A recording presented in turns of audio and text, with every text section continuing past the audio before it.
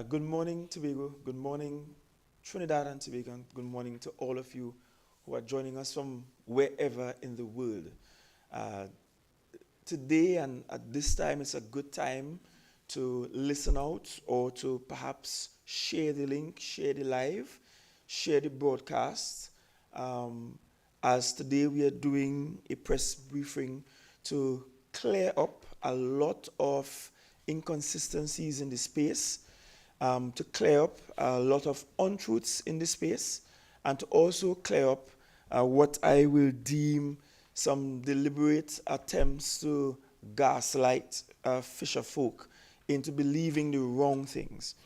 I have with me this morning the Secretary of Finance, Trade and Economy, Secretary Petal Roberts. I also have Assistant Secretary Wayne Clark, and we are also joined by the Director of TEMA, Mr. Alan Stewart. We also have out of the Department of Climate Change and Energy and Environment, of course, Mr. Linford Beckers. I also have here with us Mr. Derek Leith from the Oil Spill Relief Committee. And so the lady and the gentleman that I have with me this morning, they will assist me in going through all of the details. We are also going to put on screen all of the documentary evidence on screen so that the Fisherfolk can have an appreciation for the fact that the Tobago House of Assembly has been quite honest with them and have been very straightforward in terms of what ought to be expected, what happened, and how it will happen.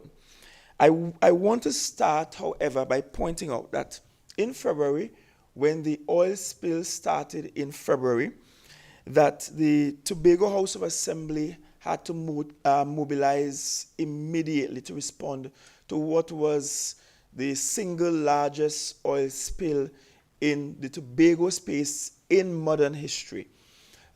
We have not had a single disaster of this kind where an extended part of our coastline, some 15 kilometers, were actually affected or impacted by the oil spill. The country itself had not had an oil spill of this magnitude in quite a while. And so we had to mobilize immediately. As we mobilize, I want to remind you that when my administration took office, we met as unspent, meaning monies that are left behind for any emergency and so on, $392,000. That's what we met as being there in the coffers as unspent there, $392,000. Since we came into office, we took a decision by the Executive Council that 5% of our unspent every year will be placed in a contingencies account. And that is to allow us to treat with emergencies, with disasters. So we have been very responsible in that regard.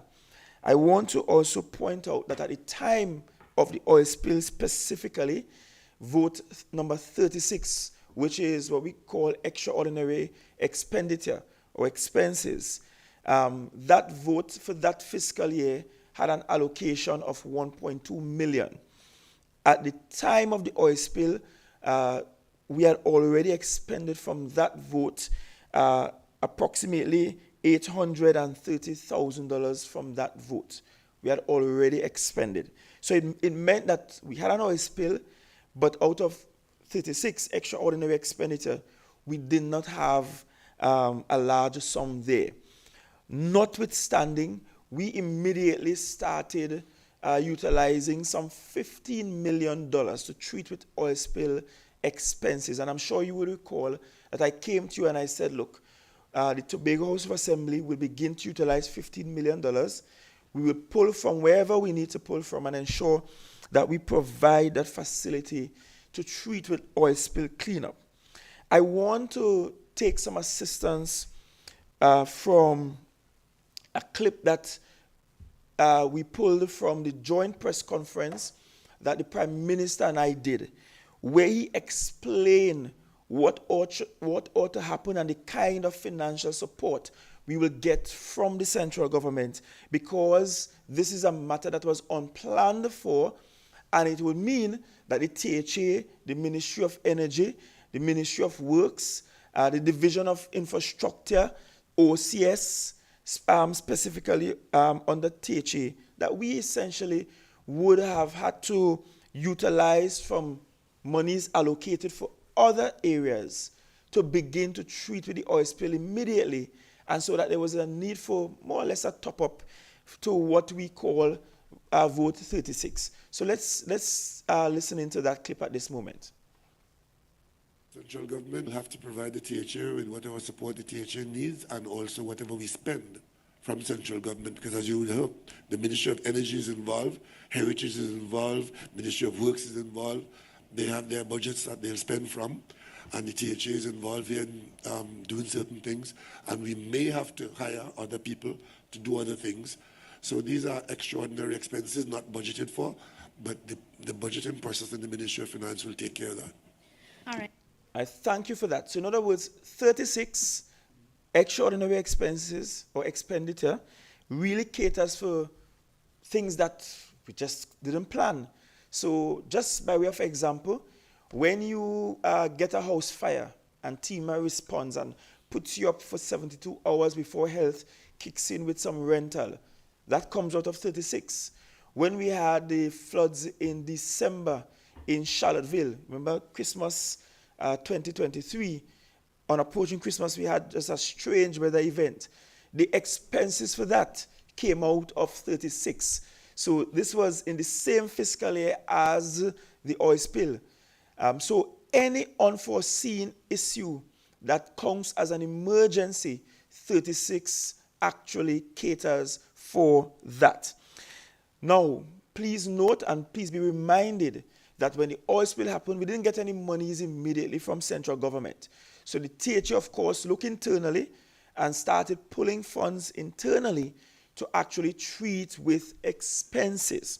Now, in March, for the mid-year review, budgetary review that is, as Secretary of Finance, because I was still Secretary of Finance, I provided a request to the Minister of Finance for funding. And I just want to show you what that looks like. So let's pull that letter up, and you will see that that letter is actually dated the 27th of March, 2024. And it says in part here, the request is delineated as follows. The amount, 153.5 million, is very much needed to address the unforeseen costs resulting from the recent oil spill. The details and associated cost estimates are attached as Appendix 1. So we requested $153 million to treat with the oil spill expenses. Now, what are some of those expenses that we looked at? We looked at the actual cleanup and remediation costs. That's the actual act of removing the oily substance and the oily waste and carting them away. And that includes putting down the booms and siphoning the oily substance out of the water, transporting it away to Studley Park and elsewhere. You look at high level and heavy infrastructure and cleanup and waste removal. So we actually budgeted for waste removal as well. Lease and rental of infrastructure, materials and supplies. Mr. Stewart could tell you that we were getting supplies regularly from places like Almando's and Hardware's in the Tobago space. Catering of meals and refreshments. So we were actually providing meals for the workers daily, and not just workers, but the volunteers, because we in fact had in excess of 100 volunteers working across the space in different areas. So we were feeding them while they were volunteering. Marine support services and consultancy. So that also included the work done by people like ATFA, marine support done. We also looked at accommodation costs because we had to accommodate the experts that were coming into the island from wherever they were coming. And we also had volunteers that showed up from Trinidad and elsewhere that we accommodated. Security services at the sites.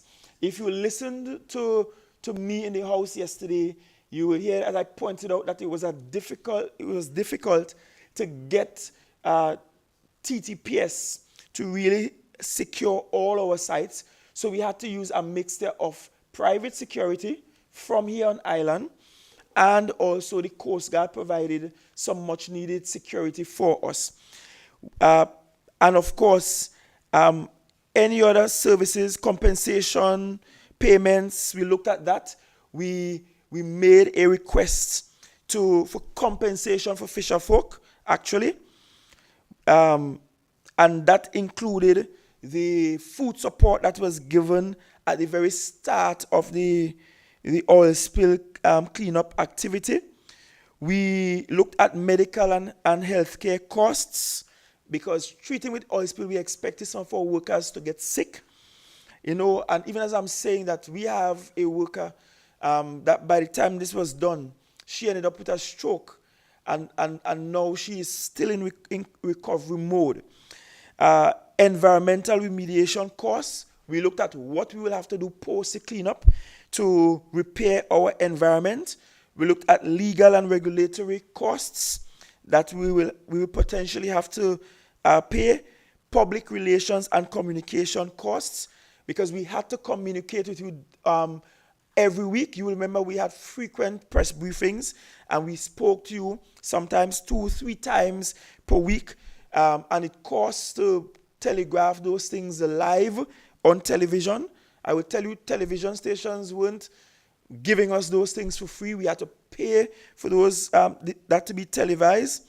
And we also considered fees for committees, consultants, and some sort of honorarium or gratuitous payments for the workers in TEMA, because we felt that the workers in TEMA, they were working extraordinary hours, and I told you about how one of them suffered a stroke post the event. But we wanted to, give them some honorarium as an addition to their basic salary. So all of that constituted the $153 million that we requested. What we got was only $50 million. I want to go slow.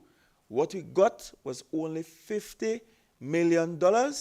And when we looked at what was submitted to the Minister of Finance, that $50 million really reflected all of the invoices we had up until the 27th of March 2024. So it meant that if a company submitted an invoice later than the 27th of March, and we did in fact have collect invoices post the 27th of March, that those really and truly wasn't given in the allocation at the mid-year review. They did not even cater for the fact that we actually projected what the additional costs will be, because at the time of the mid-year review, we were still undergoing cleanup operations and very much expected that we will get some bills post the mid-year review. We budgeted for that. We projected those costs. We asked for that from the Ministry of Finance, but we only got $50 million. We also did not receive any of the requests that we made from the Ministry of Finance asking for compensation for Fisherfolk. We made a request, but that was not sent for the Tobago House of Assembly. What we see the Minister of Finance is trying to do now is say, well, when we give the THA money, the THA could in fact do whatever it wants with the money, which is true. When we get monies allocated for whatever reason, the THA can decide to vary the use and use it for something else. But this is an emergency, so there's no way we will vary the use. We have to pay the contractors. We have other costs to be borne, and soon I will ask the Secretary of Finance to go through every single expenditure we have had to date on this matter. But essentially, we only received $50 million, and that $50 million reflected the bills or invoices we had up to that point. And as a matter of fact, I recall Senator Hislop defending the giving of only $50 million and going as far as to saying that when he looked at the international cases with oil spill, that sometimes the expenses extend for years and years. And I actually have a news clip of that. So can we roll that news clip, please? However, Senator Lawrence Hislop is defending Finance Minister Carm Imber's decision to grant the THA only $50 million to deal with expenses from the oil spill cleanup. Meanwhile, the government has received criticism for leaving out relief for fishermen in the $50 million allocation. And so we can't just sweep it under the carpet that 50 million is not enough, and we make a noise. That, to me, doesn't make sense. Hislop also noted that from several other oil spill response efforts nationally and internationally, it might take a few years to resolve all financial concerns. Candace Jackson, Tobago Updates. So in other words, Mr. Hislop is saying it didn't make sense that we were telling the Ministry of Finance that $50 million was not enough. Those were his words. I'll ask Secretary Roberts to go through the oil spill expenses that we have to date. And while she's going through those expenses, we will intermittently put on the screen, or at least towards the end of her presentation, we'll put on the screen what our expenses and what's outstanding, the summary of expenses and outstanding bills to be serviced, what those will look like. So over to you, Secretary Roberts, at this time. Good morning, Tobago. Good morning to the media. I'm here as the Secretary responsible for finance, trade, and the economy to bring some transparency and also accountability and the realities that the THA face in light of the oil spill expenditure, and even on a whole, what we experience here in Tobago in terms of availability of financial resources to take care of both expenditure that we have catered for and also the unforeseen expenditure such as the oil spill. Before I get into what the Chief Secretary indicated, a statement of the expenditure regarding the oil spill, I'd like to also bring some context on our financial situation when the oil spill took place. The oil spill took place on February 7th, and about that time, the Tobago House of Assembly's fund account was in overdraft of $34 million. Also at the time, our contingency account only had about $2 million. So we had to activate because we expected that the central government would send additional resources to treat with this unforeseen circumstance. That did not happen, so the Assembly had to make a decision. The Executive Council in March of 2024 approved the transfer of $15 million from the unspent balances account, and this account caters for URP and CPEP payments. We had to reprioritize our resources at the time and shift $15 million from the unspent balances account to the contingency account to treat with the emergency payments under the oil spill. That process also included a due diligence exercise by the Multidisciplinary Oversight Oil Spill Committee, and there was a subcommittee of that committee that dealt with payments during the emergency phase of the oil spill. That $15 million was paid to 6 contractors, and this was after meetings with these 6 contractors explaining that the Assembly did not have the resources as part of its allocation, but we had to utilize contingency funds to treat with their payments. This committee, of which I was a part at the time as the Chief Management Accountant under the Office of the Chief Secretary, met individually with major contractors, and these were Tiger Tanks Limited, Kaizen Environmental Services Limited, Ambipar, the All Fisherfolk Association of Tobago, Tobago Marine Safety and Security Services Company, and the Oil Mop Environmental Services Limited. That meeting that we held, I think it was April 30th, was to first communicate with these major service providers, because these were the service providers that dealt specifically with the cleanup efforts, and they had significant costs attached to that exercise. We met with them to explain that we did not receive any monies from the central government, and therefore we had to mobilize the funds that we had under the unspent, under the contingency. We also indicated to them that we were only able to pay invoices relating to the emergency phase of the oil spill, which was about February and March period. We also went through the invoices with them to ensure that these costs were certified by TEMA, and Mr. Alan Stewart was also a member of that committee. We had a legal person, Ms. Trudy Carballo. We had Mr. Linford Beckles, who is from the Environment Department, as well as I said, myself, and a procurement manager, Mr. Dion McKean. So we all met with these contractors, and at the end of the meeting, we decided, and we got approvals and agreement from these service providers on how much would be paid. Tiger Tanks, they were paid $5,703,742.93.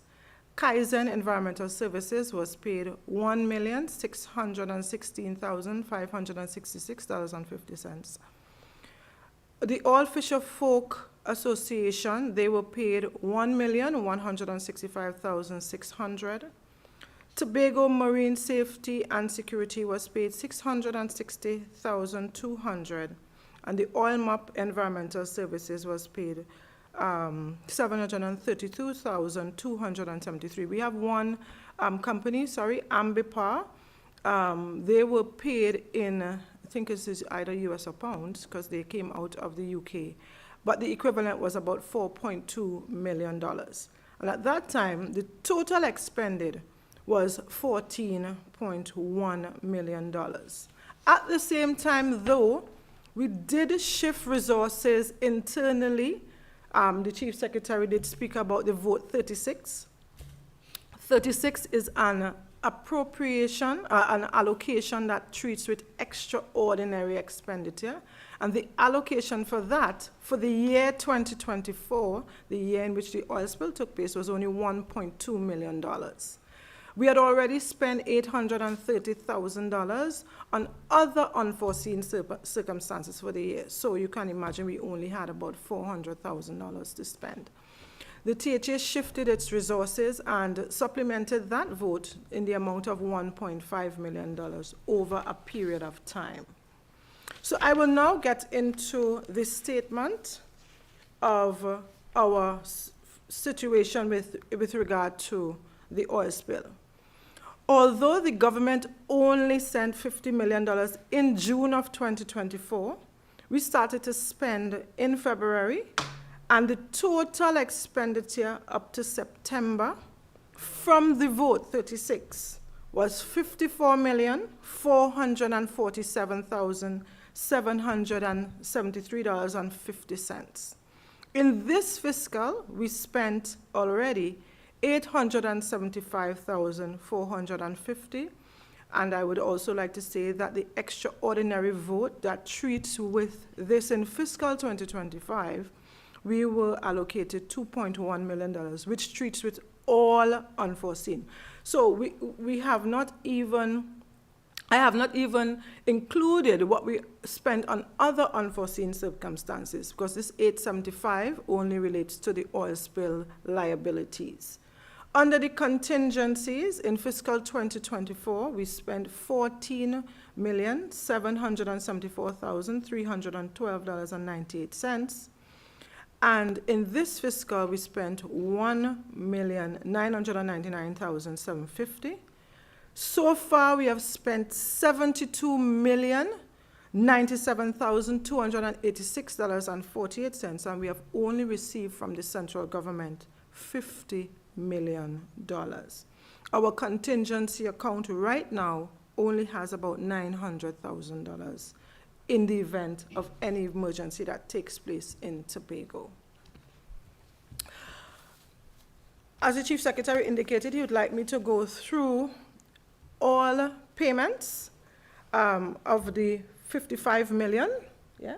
Yes, please. As well as those from the contingency account. So I'll begin. Tiger tanks, $15,428,042.39. Trinidad and Tobago Pilots Association, it's US $18,000 or TT $122,387.40. Nigel Henry for transportation, $17,750. Robinson Crusoe Beach Resort for accommodation, $27,055.05. Anthony Hosford, $6,000 for provision of materials during the oil spill. Independent store, $2,160. High Tech Scaffolding Rental Company, $15,500. Dean and Daughters Hardware, $16,800. Azul Car Rental, $44,600. Shufi Equipment Rental Limited, $192,500. Hummingbird Drone and Robotics Company, $28,687.50. C. Neptunus, which is, I think they provided emergency salvage divers at the time of the oil spill, the emergency phase, $78,750. Valance Plumbing Services Limited, $39,937.50.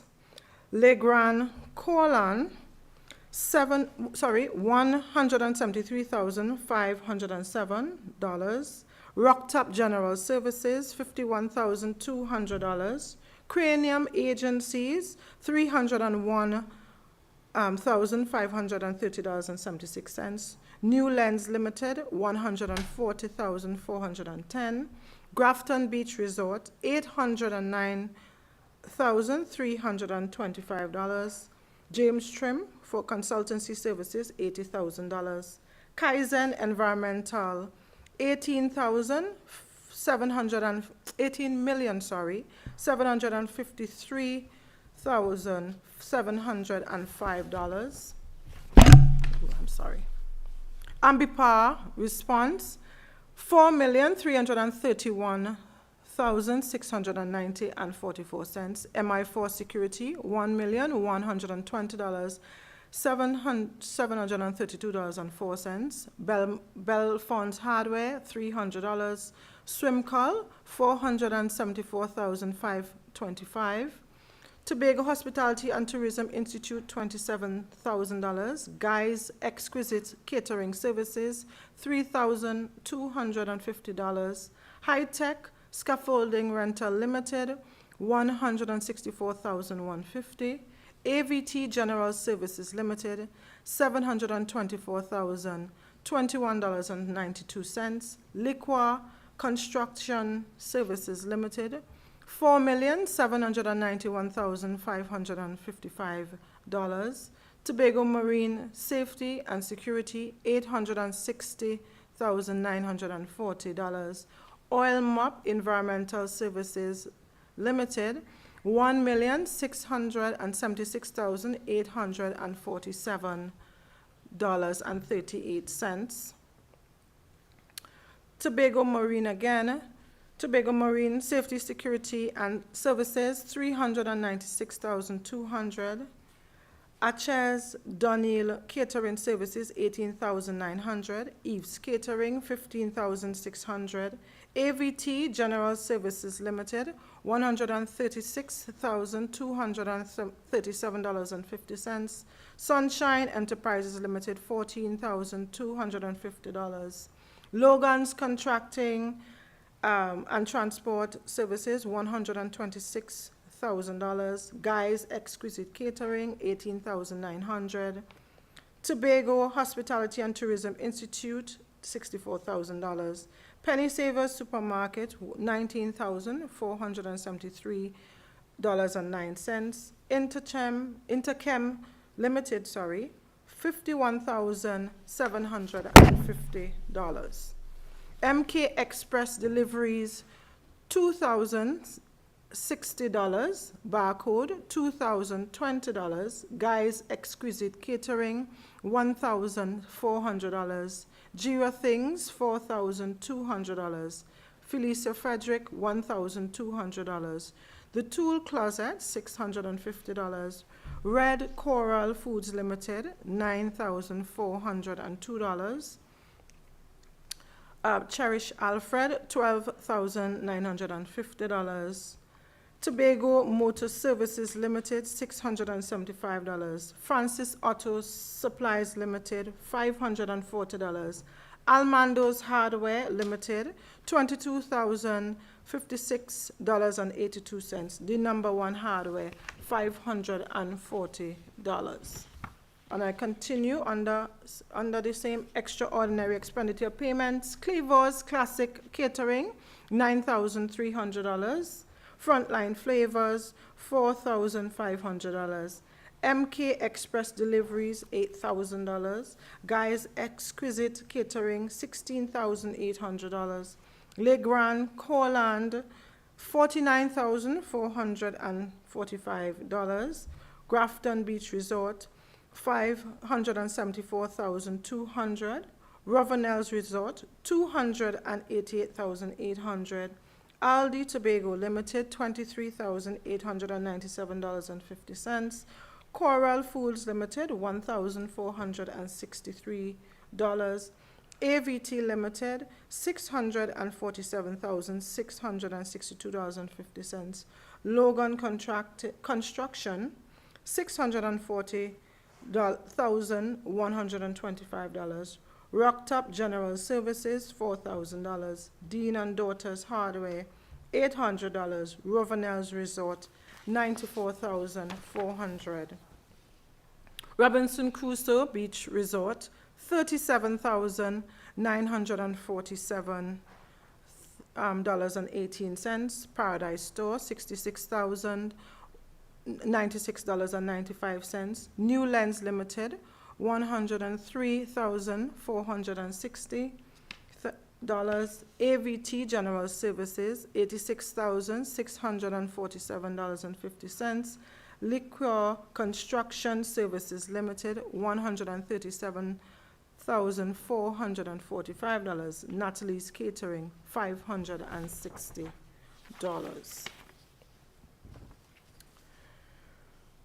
And this is now for fiscal 2025. These are the payments we have made in this fiscal from the allocation of $2.1 million. Logan's Contracting and Transport Services, $240,750. James Trim, $40,000. Valdon's Plumbing Services, $4,500. Logan's Construction and Transport Services, $193,500.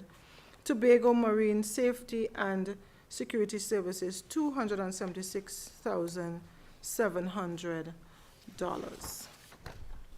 Under the contingency, where we would have shifted $15 million from the unspent, Tiger Tanks Limited, and I will go through by the check payments. Tiger Tanks, $1,683,984 Tiger Tanks received another check of $4,019,758.53. The All Tobago Fisherfolk Association, a check of $641,200 and another check of $490,000. Oil Mop Environmental Services Limited received a check of $732,273.73. Viewport Supermarket, $1,320.75. Sings Hardware, $8,869.95. Downtown Electrical, $1,836.29.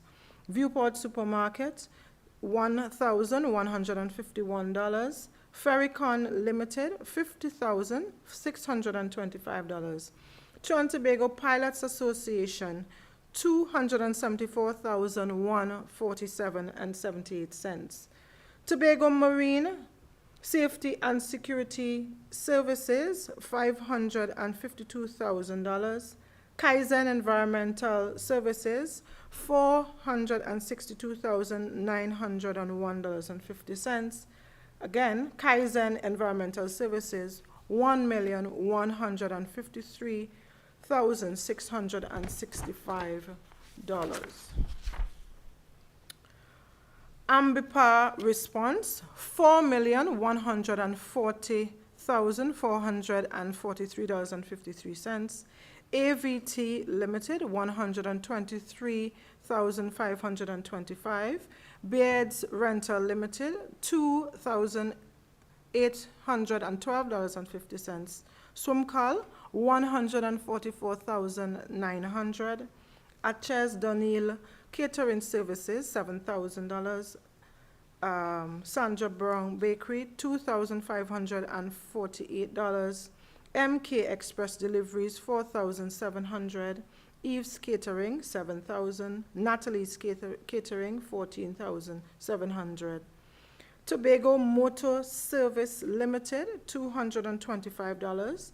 AVT Service General Services, $123,525. Ravenel's Resort, $28,000. Swimcall, $98,100. And in this fiscal, we recently paid the All Tobago Fisherfolk Association by check number 34028 the amount of $1,999,750. And those were all the payments that were made by the Assembly in the amount of $72,097,286.48. We do have a balance outstanding of $4,895,294.20, and those are liabilities to the following companies: AVT General Limited, $170,203.70. Liquor, so I can't remember Liquor's full name, but the companies are Liquor Construction, $491,085. MI4 Security, $418,770. High Tech Solutions, $83,550. We still have monies outstanding for a consultant, $40,000. Azul Rentals, $30,000. Trinidad and Tobago Pilots Association, $11,880. Beards Rental, $812.50. Natalie's Catering, $2,520. Shufi Equipment Rental Limited, $64,600. Project Component Specialist Limited, $9,900. Project 5, $31,000. 3J Holdings Limited, $46,750, and the All Tobago Fisherfolk Association, $3,366,223.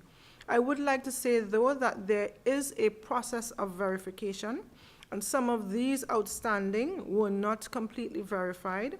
We still have also some outstanding invoice for Logan Construction, as well as the All Fisherfolk, that has to be verified by the Tobago Emergency Management Agency, which certifies the invoices as true and correct.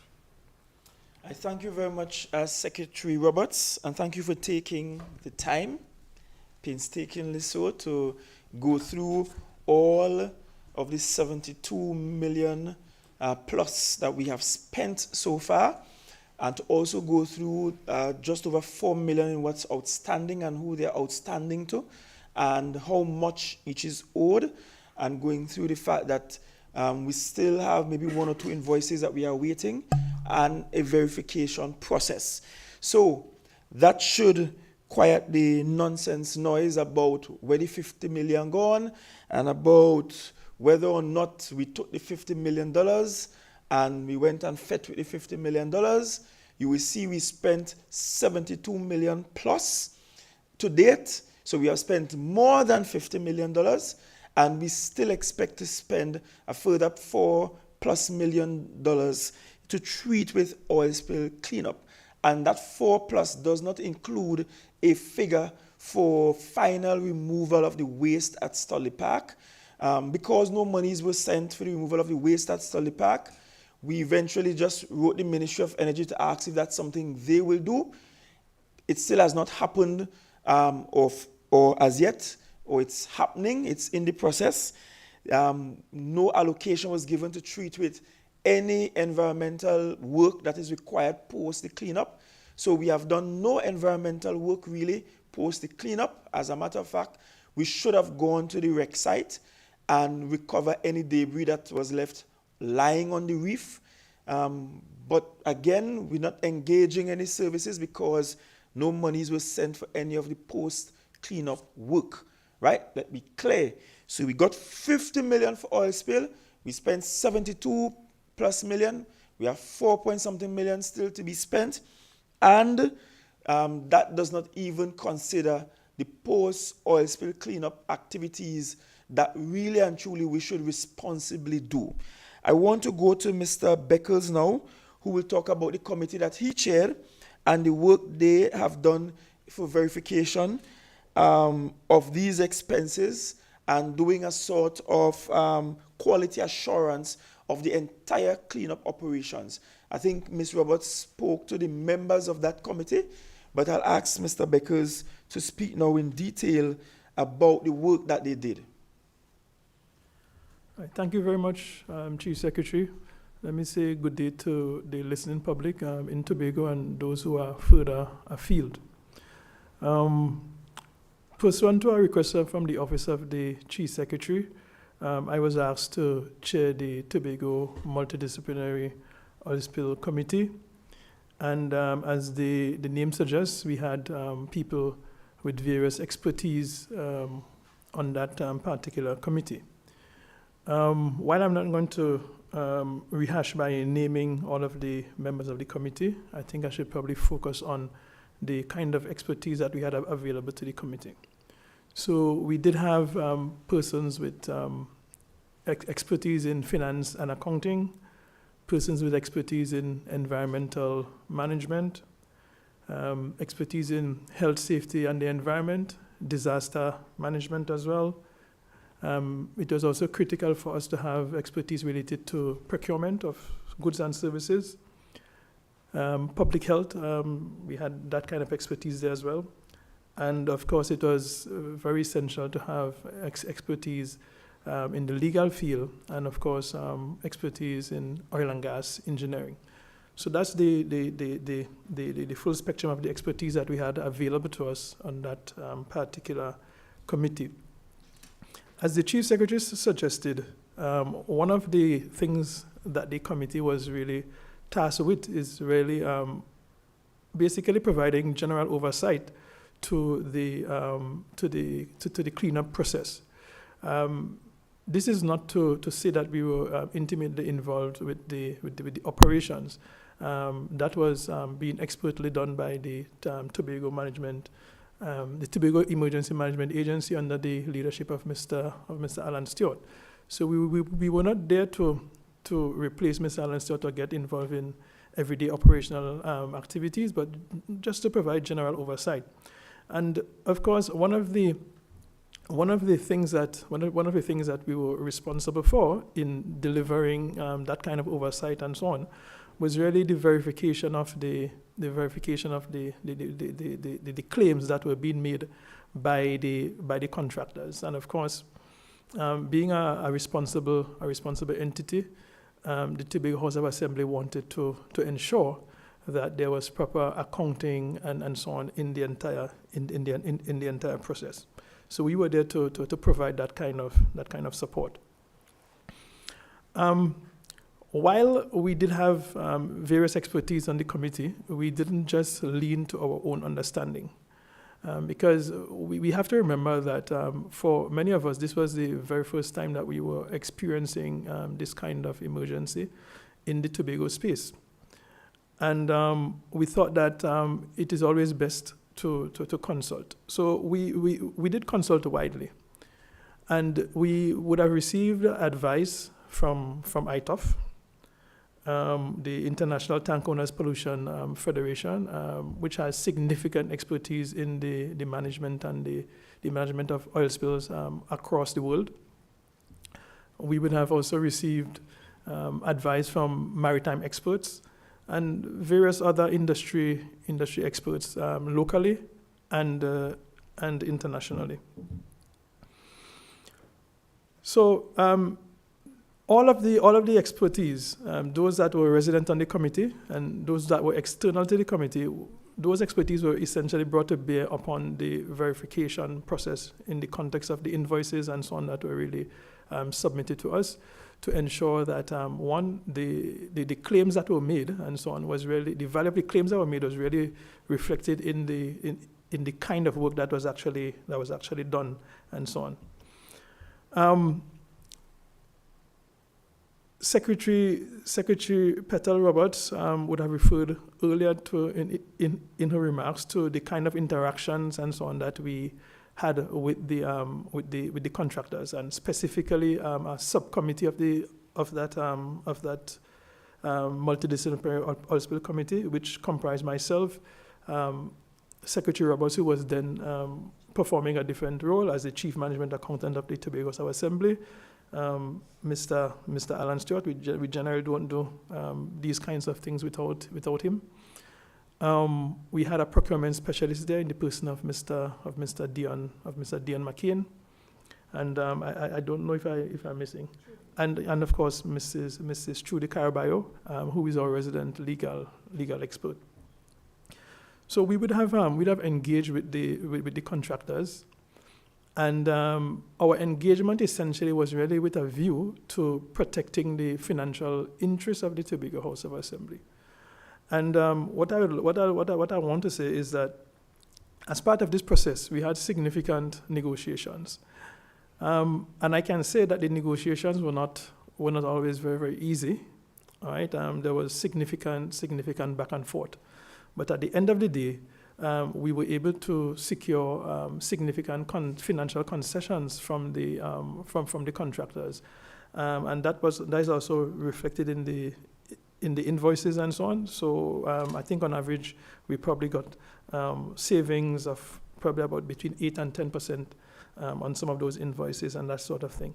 So that was relatively significant in the context of our financial bottom line in the Tobago House of Assembly. Remember that we were operating in an environment where financial resources were very, very scarce. I mean, at the best of time, financial resources are scarce in Tobago. And of course, at that time in particular, we were being stretched to our limits. Right? And I think that is something that is very, very significant for us to consider. Right? One of the things I would like to put on record is that the Tobago House of Assembly remains very, very grateful to all of the contractors for the service that they provided to us in Tobago at the time when we most needed it.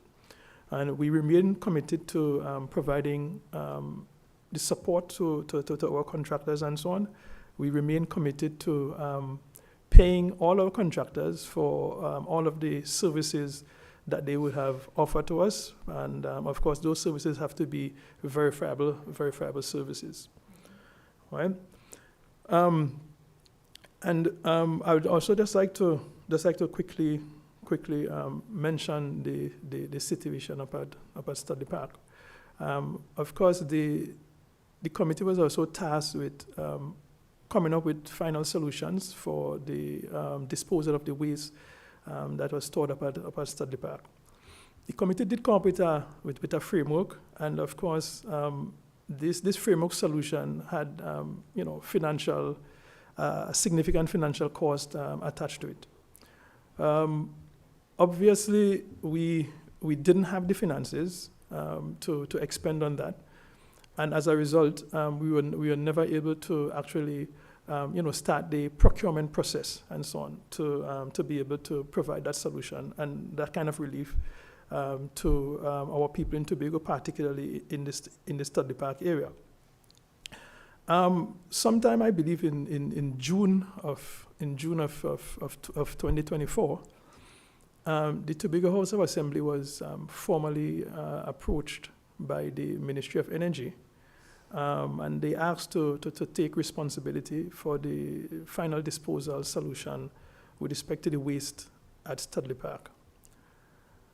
After some deliberation, the Tobago House of Assembly acceded to that particular request, and the Tobago House of Assembly gave that indication formally via letter from the Chief Administrator of the Assembly to the Permanent Secretary of the Ministry of Energy.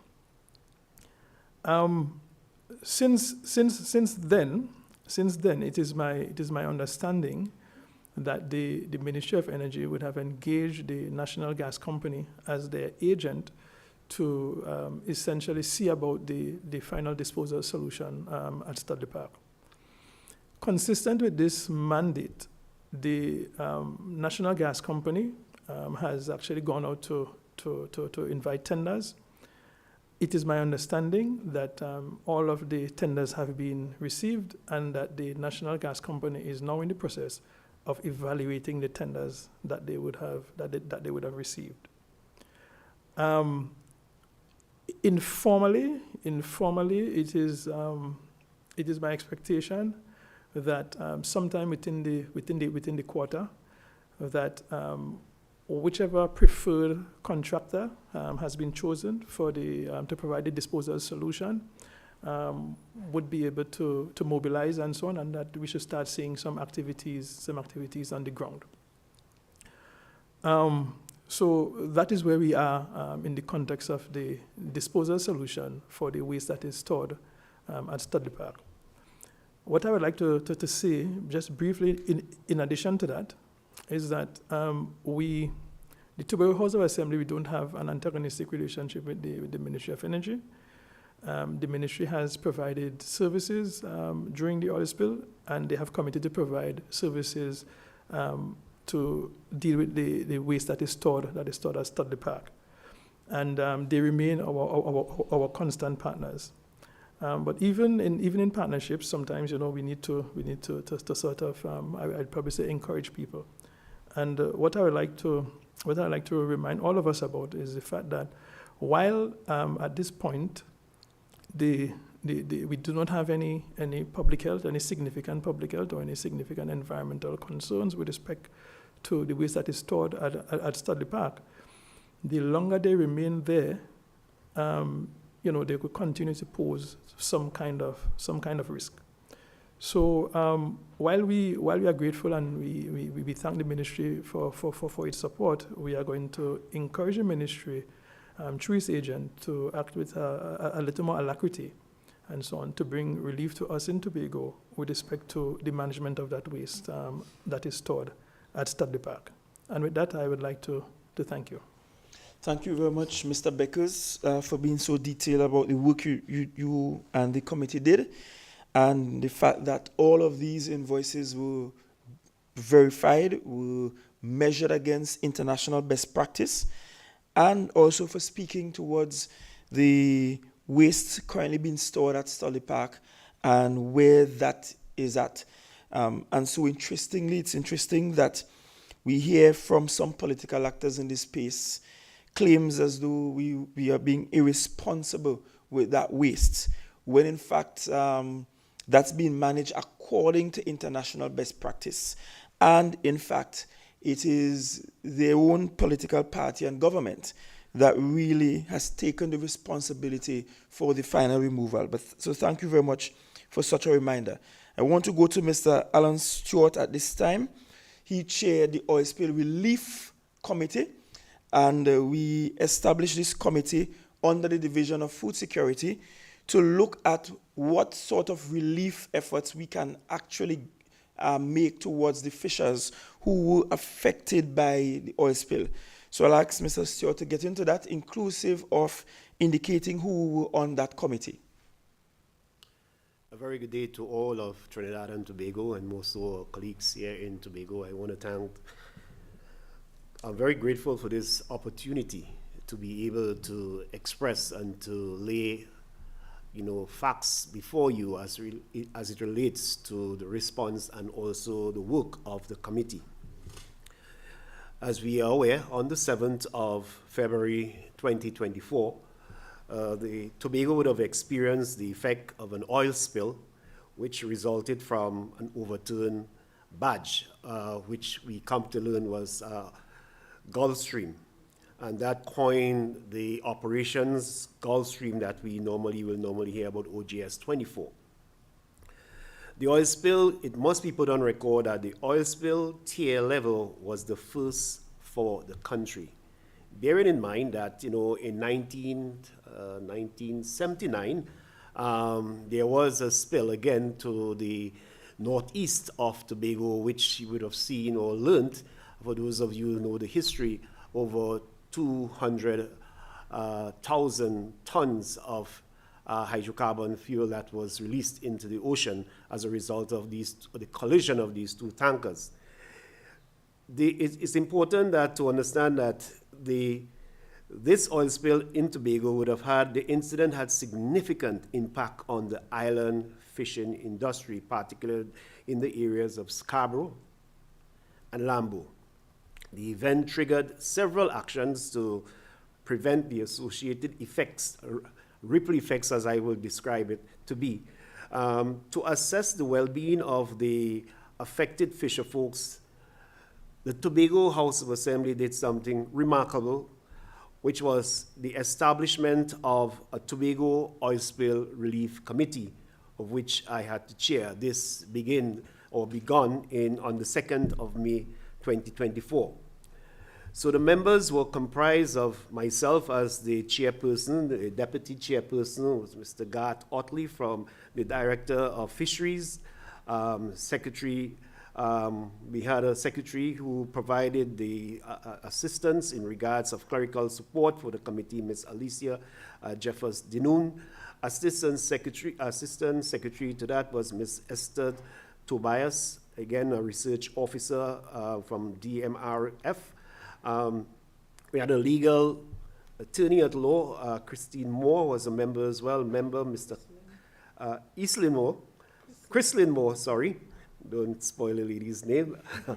Right, so we had Mr. Curtis Douglas, the president of ATFA, as a member as well, and also the other fishing discipline that I know, or association, which is TUFA, Mr. Dexter Taylor, the president.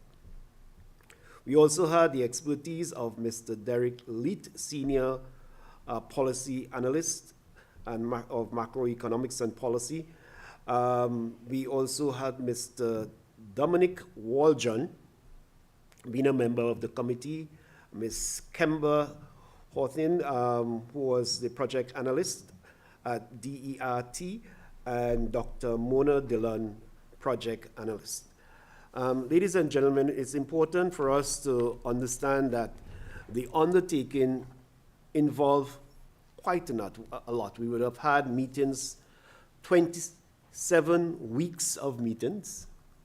These would have involved various activities, and I will try to get into some of the details 27 weeks of meetings, which involve consultations, and those consultations went quite well. We had 2 of those consultations with the Fisherfolks, which bear some results. It also involved the guidance of the IOPC, the International Oil Spill Contingency Committee. They were part of those consultations. It allowed for those persons who were involved in attending those 2 consultations, one that was held at the Food Hub and the other at the Shore Park Cultural Complex. They were in attendance, and it involved quite a lot in terms of how we went about looking at consultations and what it required. I must point out that the team meetings were very important in this regard. So the committee held its first meeting, as I indicated, on the 2nd of May. And thereafter, we reached for general meetings. We had 27 weeks of meetings, and we met on the first, we met on the Tuesday of every month. This was very important. It involved a lot of work in terms of the persons to look at the 176 claim forms that came in. 168 were deemed to be, prepared.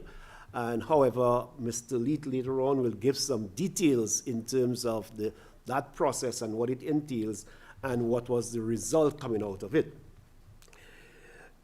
It was important, probably imperative for us to have dialogue with certain expertise, such as the IOPC.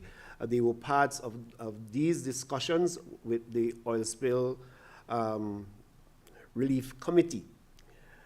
The consultation with the Fisherfolks, to me, this was very important. We hosted 2 public consultations to ascertain certain of the Fisherfolks of the area, specifically Lambo and Scarborough. That was very important. The Food Hub was utilized, so these were held on Monday, the 16th of July at 5 p.m. at the Shore Park Cultural Complex. And also we had on the 2 days after, the 18th of July, 2024. So these were the consultations that took place, and as a result of that, we were able to share and express with the Fisherfolks what was expected of them, what were expected of them to do in the application, the aid, and the processes that were necessary. And Mr. Leet will go into some of those details that were involved in these activities. Reports from the Fisherfolks Association, Department of Fisheries, prior to the establishment of the Tobago Oil Spill Relief Committee, Fisherfolks affected by the oil spill had interacted with relevant agencies, mainly us at TEMA, the Department of Marine Affairs and Fisheries, and the Fisherfolks at ADFA and TUFA. As a result of these interactions, Fisherfolks submitted relevant documents as evidence of damage caused by the oil spill. Another thing that will involve heavily, Chief, was site visits. It was important, again, imperative for us to go on the ground and see exactly what were the damages to these, the claims that were coming in. That was a natural process that we got involved in with the site visit. It was very necessary for us to do that in terms of the data collections that were necessary. So this was conducted, and also the International Oil Spill Contingency Committee were part of the team that went around conducting those exercises. Assessing claims were very, very critical. The ability or the availability of the claims forms was very salient. We make sure that those forms were made available both online, and also we would have given out hard copies at the consultation where persons were able to go through the process and to provide guidance to them in making their claims. To understand the contents of such documents, the committee explored the IOPC funds standard forms. We would have utilized those forms, modified to the point that it could have been used. They would have had zip code in their forms. We would have taken it out to make sure it was communicating effectively to the person or the claimants. So we did that. Focusing on the categories of fishing and the mariculture, that was very important. However, the Tobago Oil Spill Relief Committee adjusted certain aspects to capture the nuances of the Tobago context that was very critical in the undertaking. The adjustment, was important. The IOPC funds, it was clearly explained to the members or the claimants that, listen, you need to be very truthful. There was certain prerequisite that persons had the burden to undergo, in the sense that the burden of proof as a claimant rests with the person making the claim. In other words, you need to provide the necessary evidence that there were losses, and the due diligence was conducted to allow for that to happen.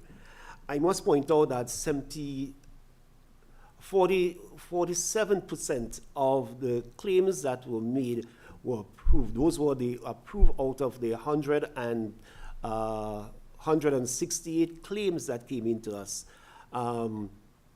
Only 47% of those claims were proved to be factual, and persons going to provide the necessary evidence to support those claims.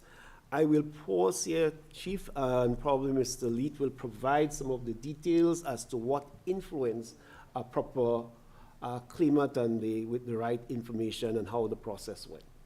Thank you very much, Mr. Stewart. We'll go straight away to you, Mr. Leet, so that we will look at specifically the type of claims we received and how those claims were processed, and some of the recommendations from the Oil Spill Relief Committee.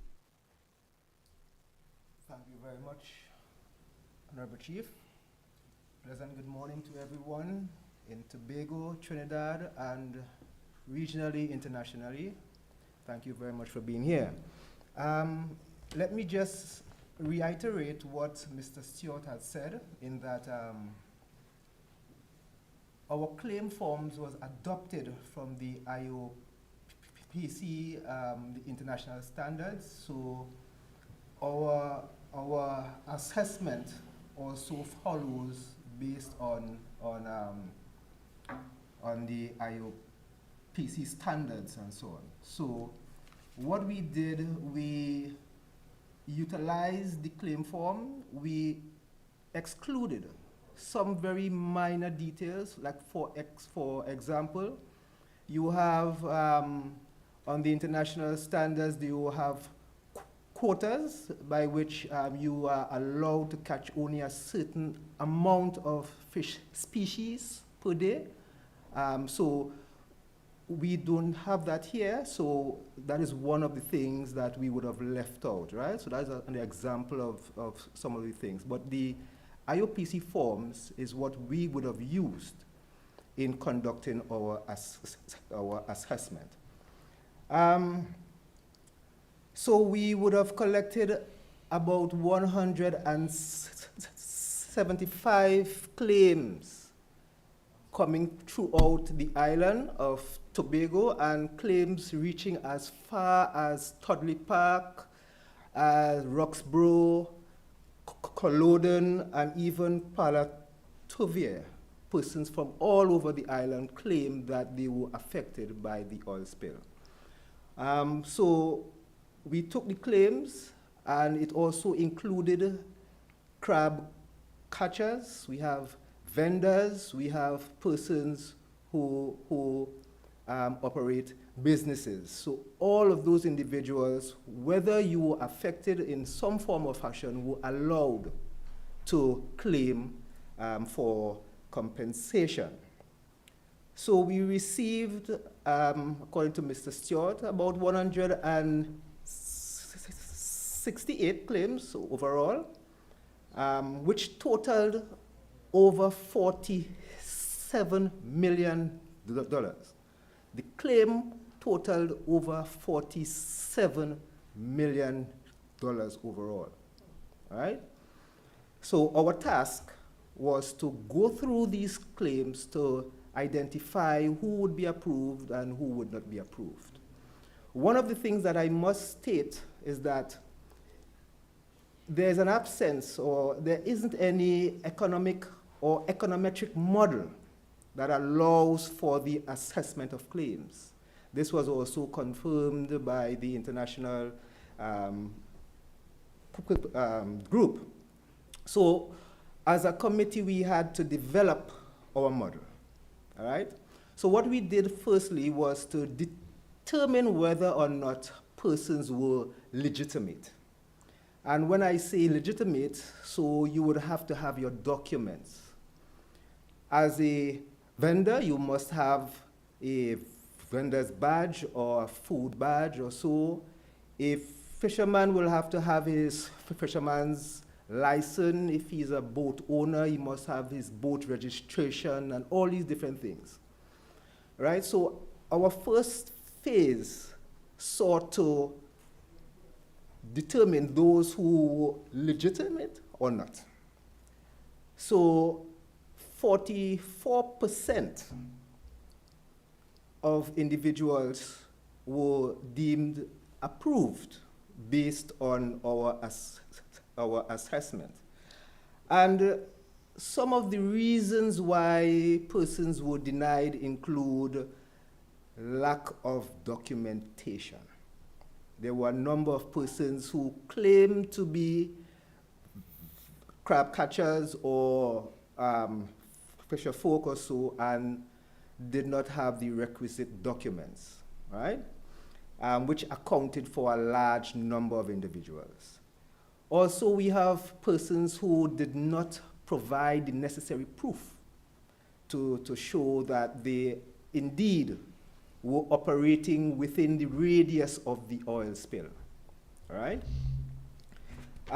Additionally, we were in communication with the Department of Fisheries, where we communicated with the data collectors who would have contributed to identifying those fishers or who are active. Because as we all know, if you have your documents, that does not necessarily mean that you go to sea. So all of that was confirmed with the aid of data collectors, those who are active fishermen in the area.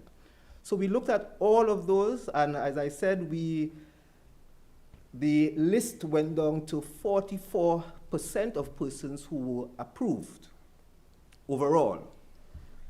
We had to make a decision additionally in that we had persons approved from all over the island. And whereas we, in our own thoughts, we would suggest that persons from very far may not necessarily come to Lambo to fish. However, if, as Mr. Stewart rightfully stated, the responsibility of the owners is on the fisherfolk or the vendor to provide that proof that you were affected, that you were operating within that area. I think it's 3 kilometers area around the oil spill area, right? So we did our analysis, and we soon recommended, based on certain criteria. One, the mandate that was given to the committee was to look at those persons, those areas, Lambo and Scarborough. Now, mind you, Lambo was fully compromised.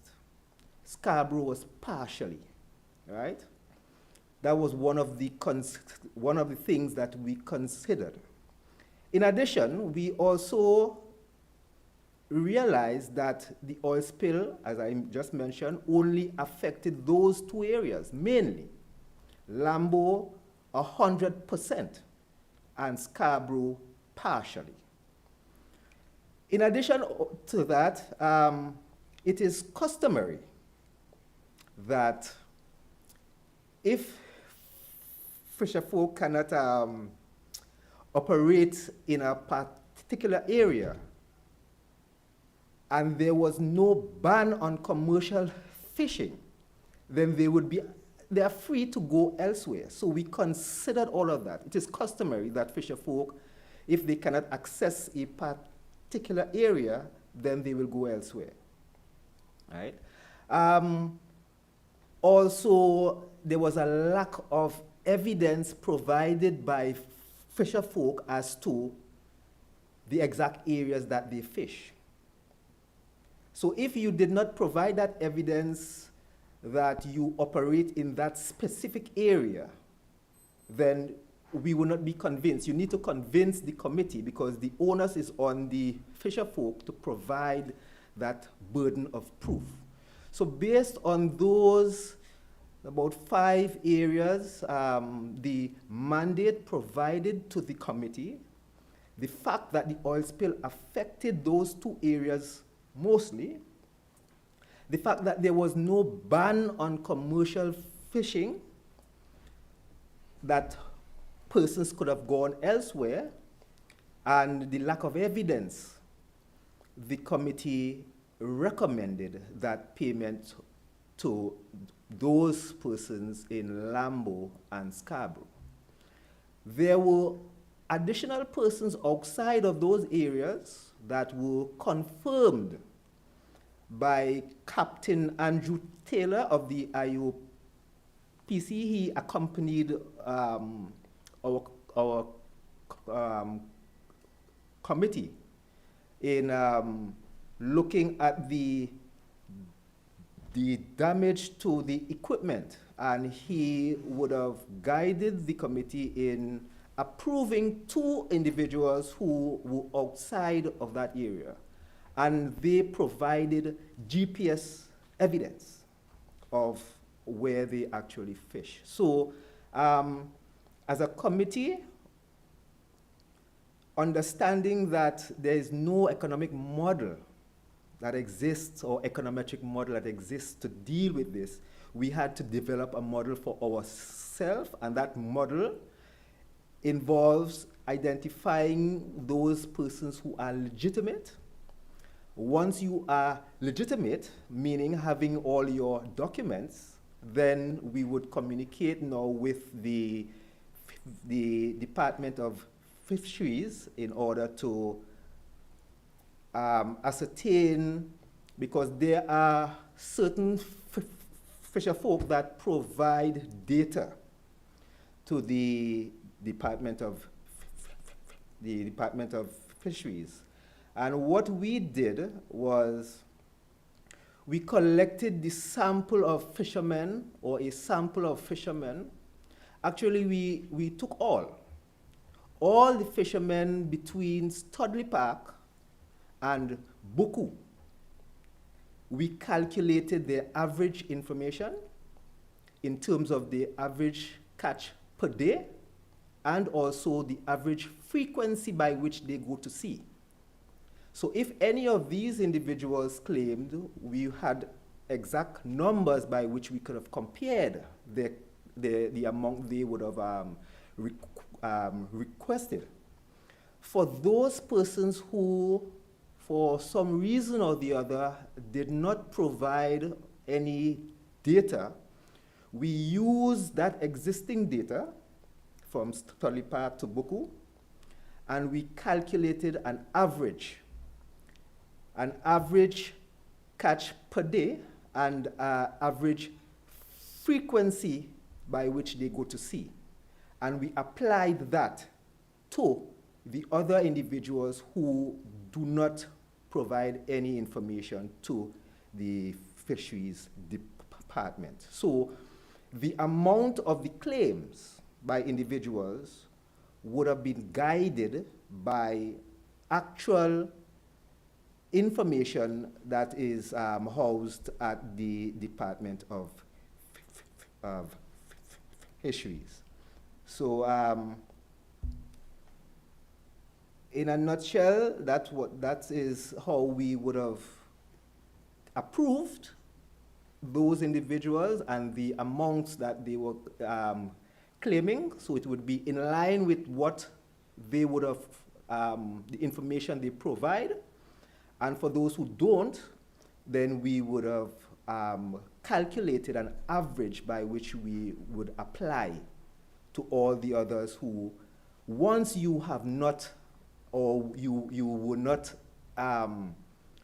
provided enough proof or evidence of your average information so that we can compare that, the amount that you are claiming is in line with what actually happens, all right? So that, unless if the Honorable Chief requires any additional information. Well, I think you actually did quite well, Mr. Leith. I almost call it Dr. Leith there. But I hope you are having an appreciation for the science that went into reviewing these claims for relief from the Tobago House of Assembly. So although we weren't given any monies to treat with compensation per se, we still did some work in assessing relief. And I'm sure you heard from both Mr. Stewart and Mr. Leith how international partners such as the IOPC and ITOF, how they came in and reviewed the process and was a part of the process. I'm sure you would have also observed that both the president of ATFA and TUFA, the two warring Fisherfolk Association, that they were also very much present at the table while all of these steps were being handled, were being taken rather, and also had an opportunity to give agreement or disagreement with those set steps. So they have been part of the process. There has actually been no curry favor to the extent that only some fisherfolk were at the table to have this discussion about relief. All fisherfolk from both of the associations were actually engaged, and they were actively members of this committee. One of those international organizations wrote to us, wrote to me specifically, and in December I shared that letter with the public. I want to read some excerpts from that letter again, because people are completely ignoring what was said in this letter and misconstruing what the facts are. So I wish to read this letter from ITOF again. I'll actually put it on the screen for us as well. In part, the letter says, whilst we are aware of and very grateful for the work conducted to date by the Tobago Oil Spill Relief Committee, we must strongly advise that if the Tobago House of Assembly chooses to compensate those claimants who have submitted claims to the Tobago OSRC with little or no evidence in support of claims and whose claims do not comply with the criteria contained within the 1992 Fund Claims Manual, we cannot guarantee that the THA would be compensated by the IOPC funds. If it submits its claims to the Ministry of Energy Industries subsequently. In other words, Mr. Leith just spoke about how some of the claims did not come with any evidence, and they're saying quite clearly that if the THA play mad and pay them compensation without any supporting evidence, that there are no guarantees that the THA will receive any payback or receive any funds for that. So that's the first thing I want you to note. So we're only working with those who have claims that can be substantiated. We have to treat this as a proper accounting measure. It can't be that anybody who pop up and say, look, I lose something, give me some money, that we just pay it. There must be some process to validate those claims. The second thing from the letter I want to read is this. Upon our preliminary investigations of the claims submitted by to the Tobago OSRC, specifically, we noted that 1, very few claims contained any supporting document or documentation to evidence the sums claimed. 2, some of the claims were involved, or some of the claimants were involved in paid cleanup work during the oil spill cleanup operations. 3, there was no fishing ban in place following the oil spill incident.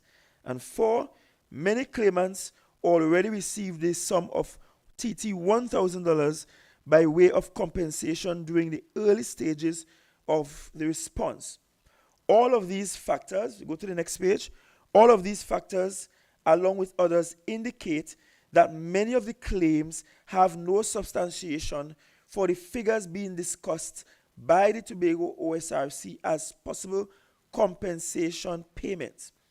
Accordingly, we strongly advise the THA not, and they put capital N, capital O, capital T, not to pay the claims as currently submitted, but to encourage fishers to submit their claims to the IOPC Funds Focal Point Office in Trinidad, thereby permitting the claims to be assessed in accordance with the established criteria contained within the internationally agreed 1992 Fund Claims Manual, details of which are available on the IOPC Funds website.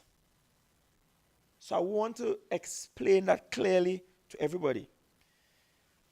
So we have been strongly advised by the IOPC to not pay compensation and to have the compensation requests all be passed through the Port of Spain office.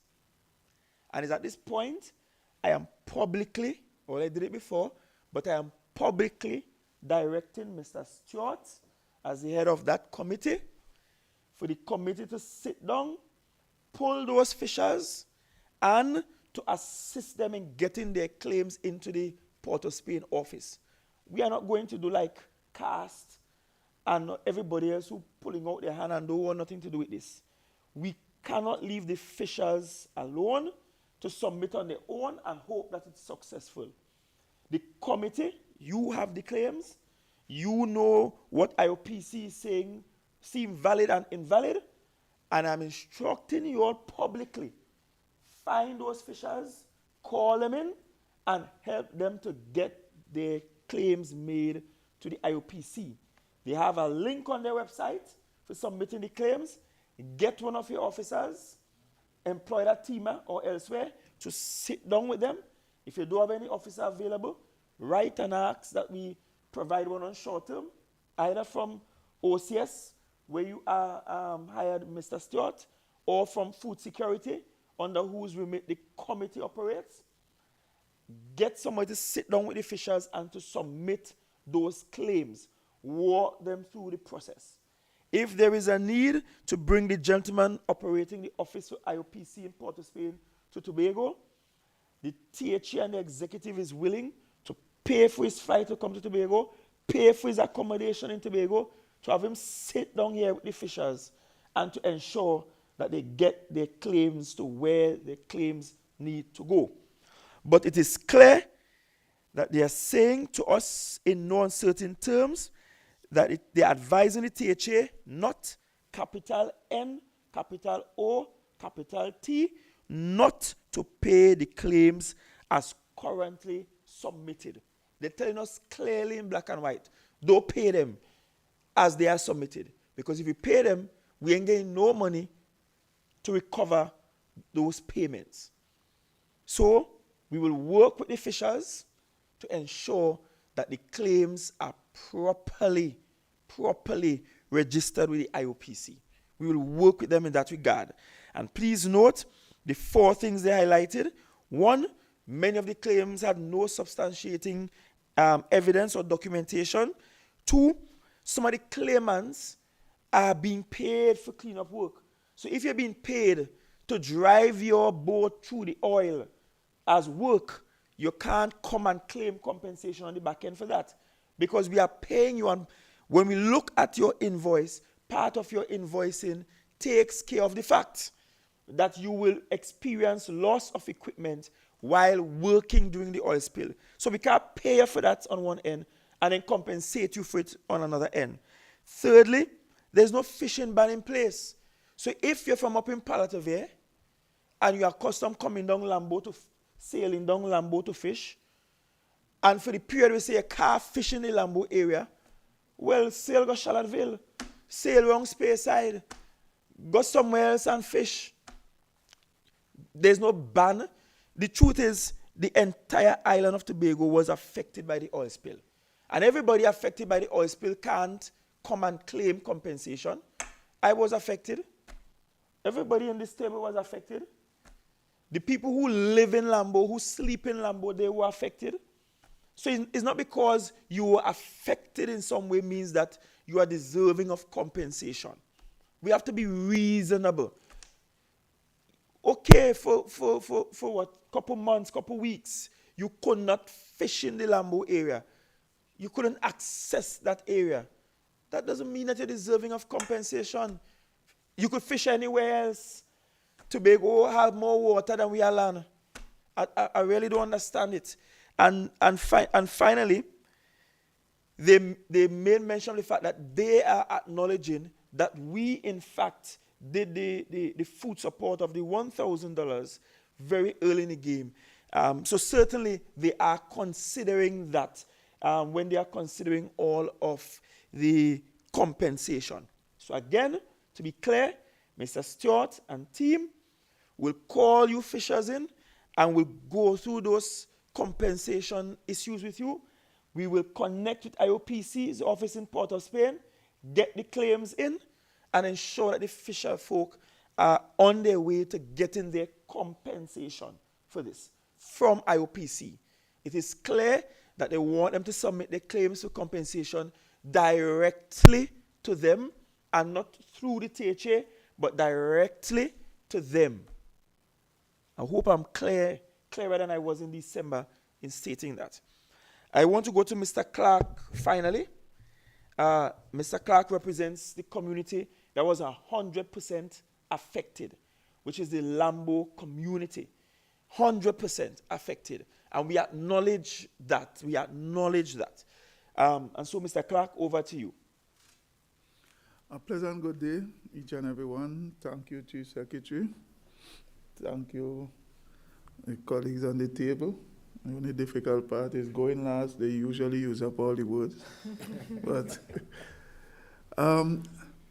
first, I want to say, at the beginning of this whole situation with the oil spill, very early on, I was the first person, as being responsible as a representative, I called the Fisherfolk together for a meeting. That meeting, there was both fractions were present, the ATFA and TUFA. And as the Chief Secretary said, well, it was unknown to me that they seemed to be at loggerheads with each other. I think ATFA actually walked out of that meeting. That meeting was kept in Lambo Community Center. And there was a follow-up meeting where the Chief Secretary chaired at the Food Hub. That was where coming out of that meeting, where we had the $1,000, the relief, because it was made clear to the Fisherfolk that we were not able or we were not in a position to offer you compensation. There were international bodies that was responsible for that. So that's how the $1,000 came about. The $1,000 was sort of food relief. The people were so badly affected that we thought it was responsible to actually try to help them put food on the table. So that's how the $1,000 came about. And there was about 100 people that were compensated to the tune of that $1,000. There wasn't only fishermen. There was people who were affected who did other things other than fishing, like who had a little shop on the side of the road, who usually come by and make a living there. Those who were affected, those people were in the 100 that got compensated. I could clearly remember that one thing I always emphasized with the fishermen, even in talking to them, even before the oil spill came along, that record keeping is really, really important. because if something to happen, it's the only way you're going to get any kind of compensation. Because bear in mind that the people who will be doing the compensation is not myself, is not the chief secretary who might have knowledge that you does fish and you don't have no record. It's somebody who don't know you, so they will barely be going 100% on the information that you provide. So it's important to gather information. The Fisherfolk, the chief secretary mandated them to put the list together. That was for the $1,000. And run it by me. We could sanitize it, check on it, verify it, and take it in to fisheries. For some reason, that never materialized.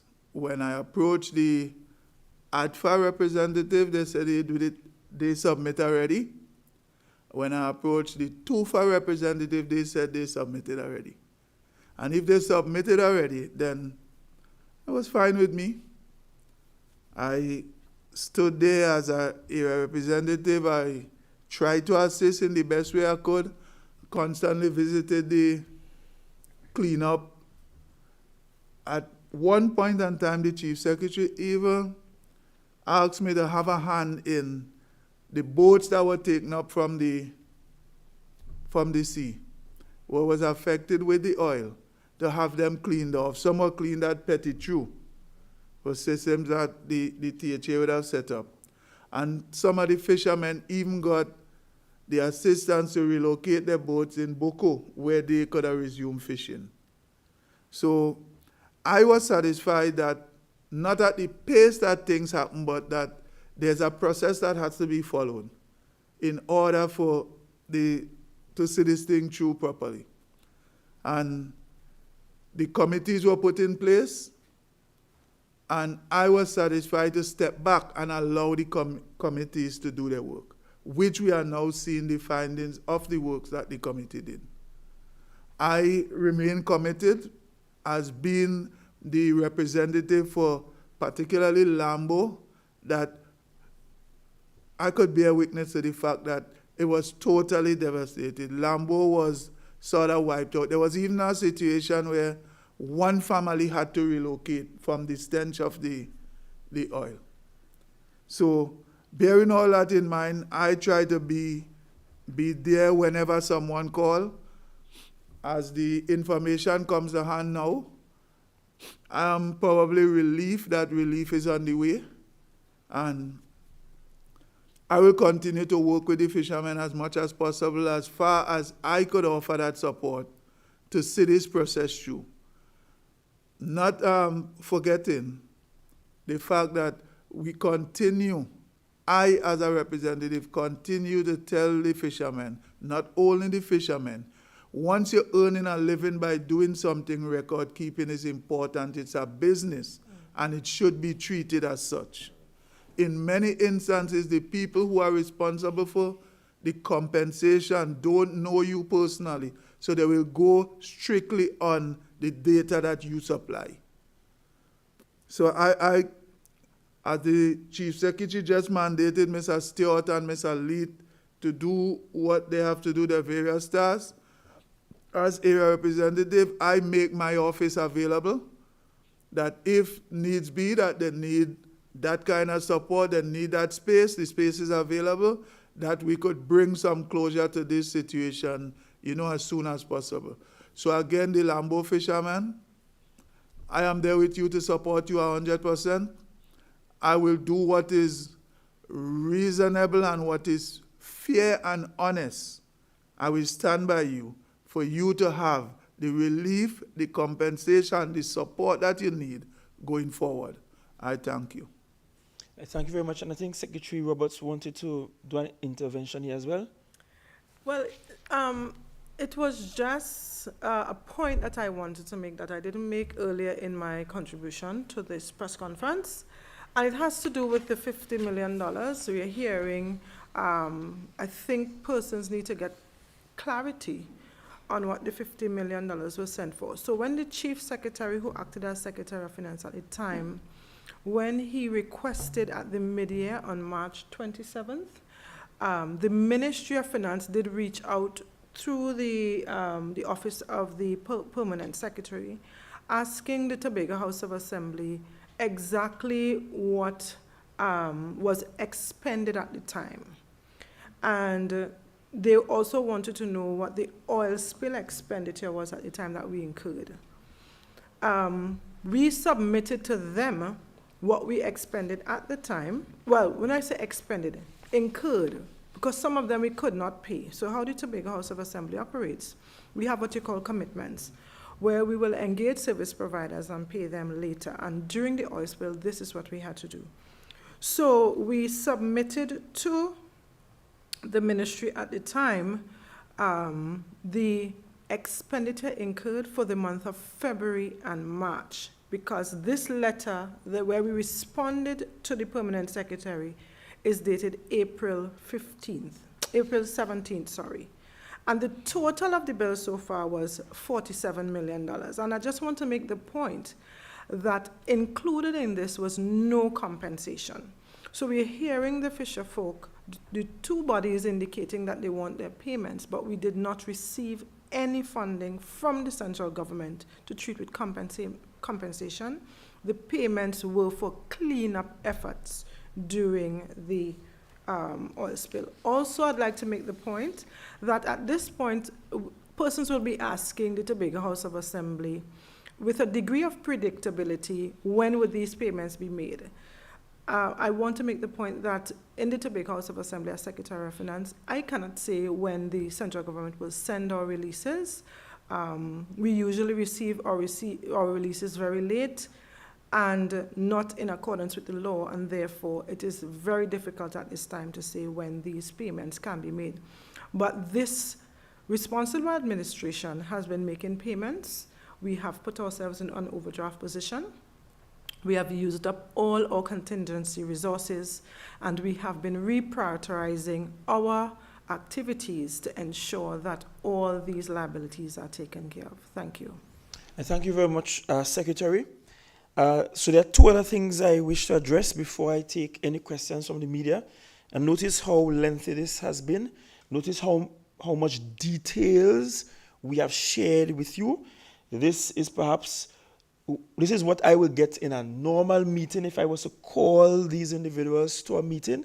But I wanted to essentially have the meeting in full view of the cameras, so you can see where we're at, what has happened, what has transpired, and you can see in a very transparent way that the THA is not trying to undercut anybody, but the THA has been very responsible with how we manage this oil spill cleanup activity. So two things to address still. One, some of the claims being made by ATFA. And so the secretary did read out how much monies were paid to all service providers that accounted for the $72+ million. She also read out what the outstanding $4+ million will cater for. But I want to post specifically now ATFA's budgetary matters there, so you can look at it. So to date, we have serviced some invoices from ATFA, all to the tune of $3,130,950. That's what's paid. And I have there on the screen the invoice numbers 1, 2, 3, 5, 6, 12, 14, and 20. I have the dates of all of those checks. The dates of the checks received by ATFA were 17th of February 2024, 24th of February 2024, 4th of March 2024, 18th of March 2024, 25th of March 2024, 29th of April 2024, the 13th of May 2024, and the 24th of June 2024 as those check dates. Those invoice dates. That's the invoice dates, not the check dates. Invoice dates. Those are the dates that those invoices were submitted and those were paid.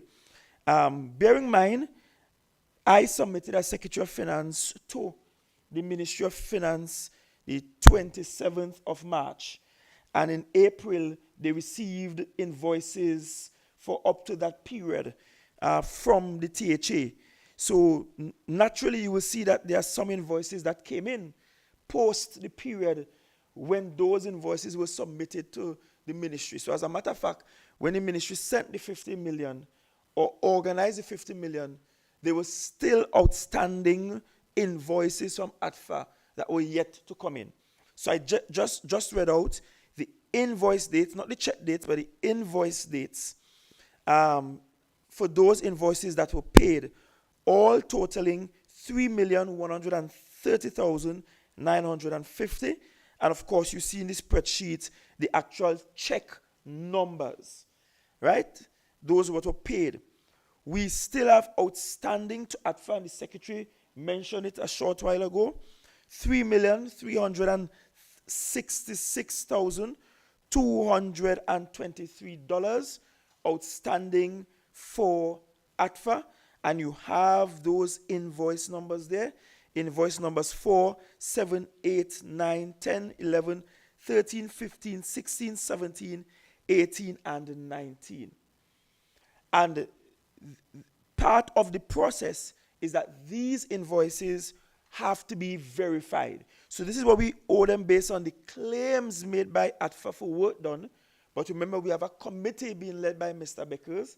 And for every invoice, including those large ones like Tiger Tanks and Kaizen and so on, every single one of them will go through a verification process that also looks at what the international market rates are for those kinds of services and the relevant negotiations, right?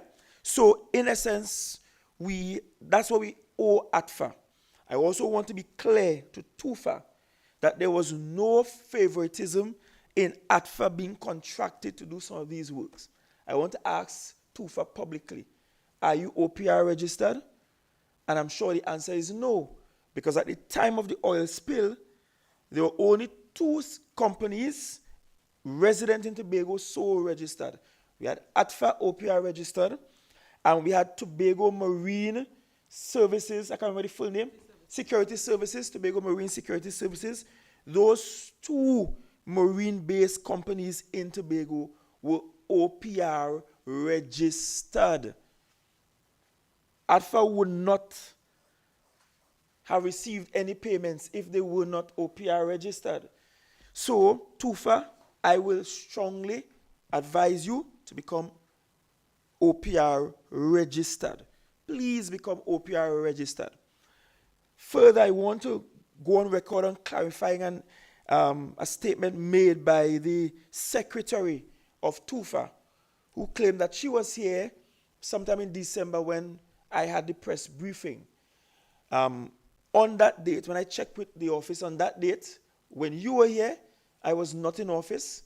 I came from meetings outside of the office, came straight into this very studio that we're standing in, just a different backdrop, and I made the presentation. You perhaps had probably left by the time I finished the presentation, but the time you came here, I was not here. We didn't have an appointment, we didn't have an engagement before. You showed up, I was not here at the time you showed up.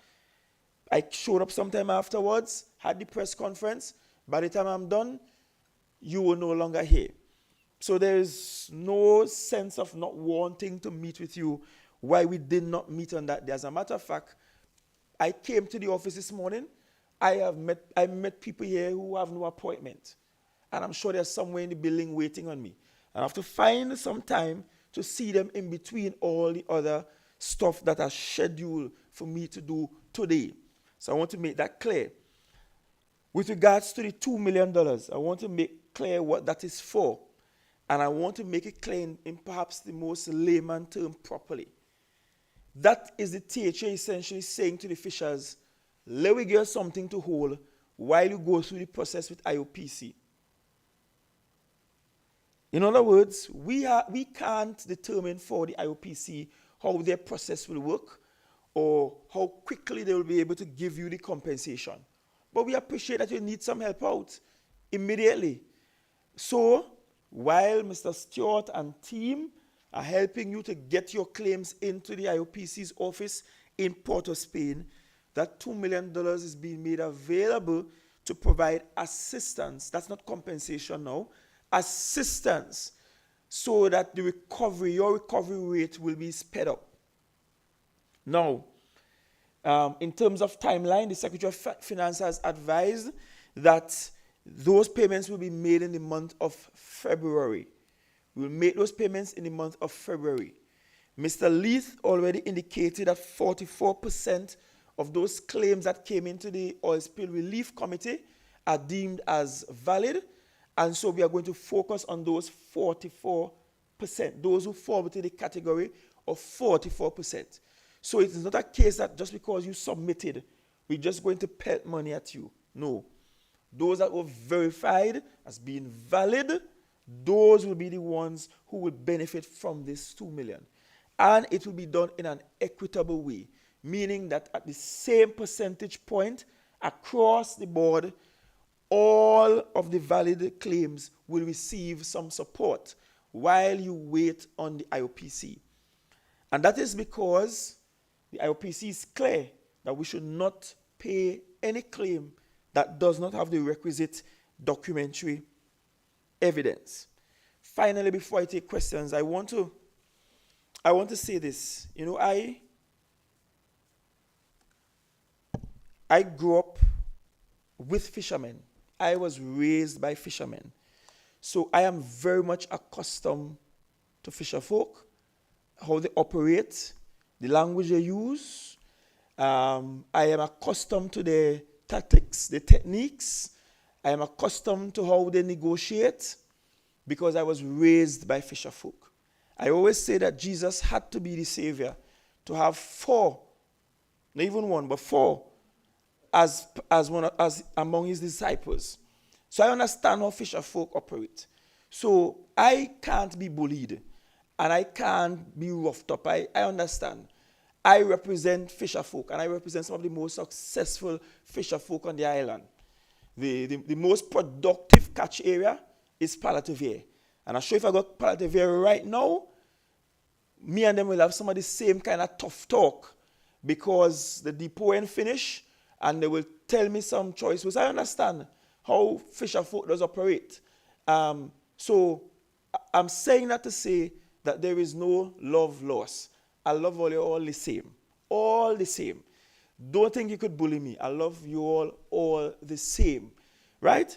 And I understand that in moments like this, it requires leadership that is forthright and that will also point you in the right direction when you are heading in the wrong direction.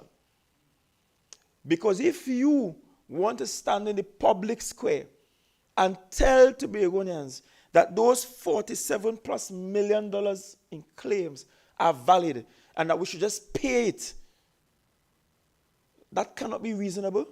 The rest of the Tobago population not buying that. And if we only receive 50 million, are you telling me we should just pay you 47 point something million out of that? The rest of the population can't agree with that.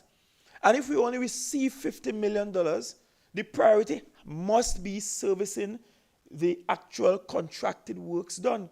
The priority can't be paying relief first and then paying the contractors afterwards.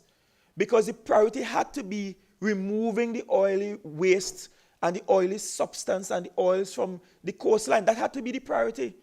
So imagine if we had prioritized just paying the relief, but not contractors. Oh no, we have oil on the shoreline.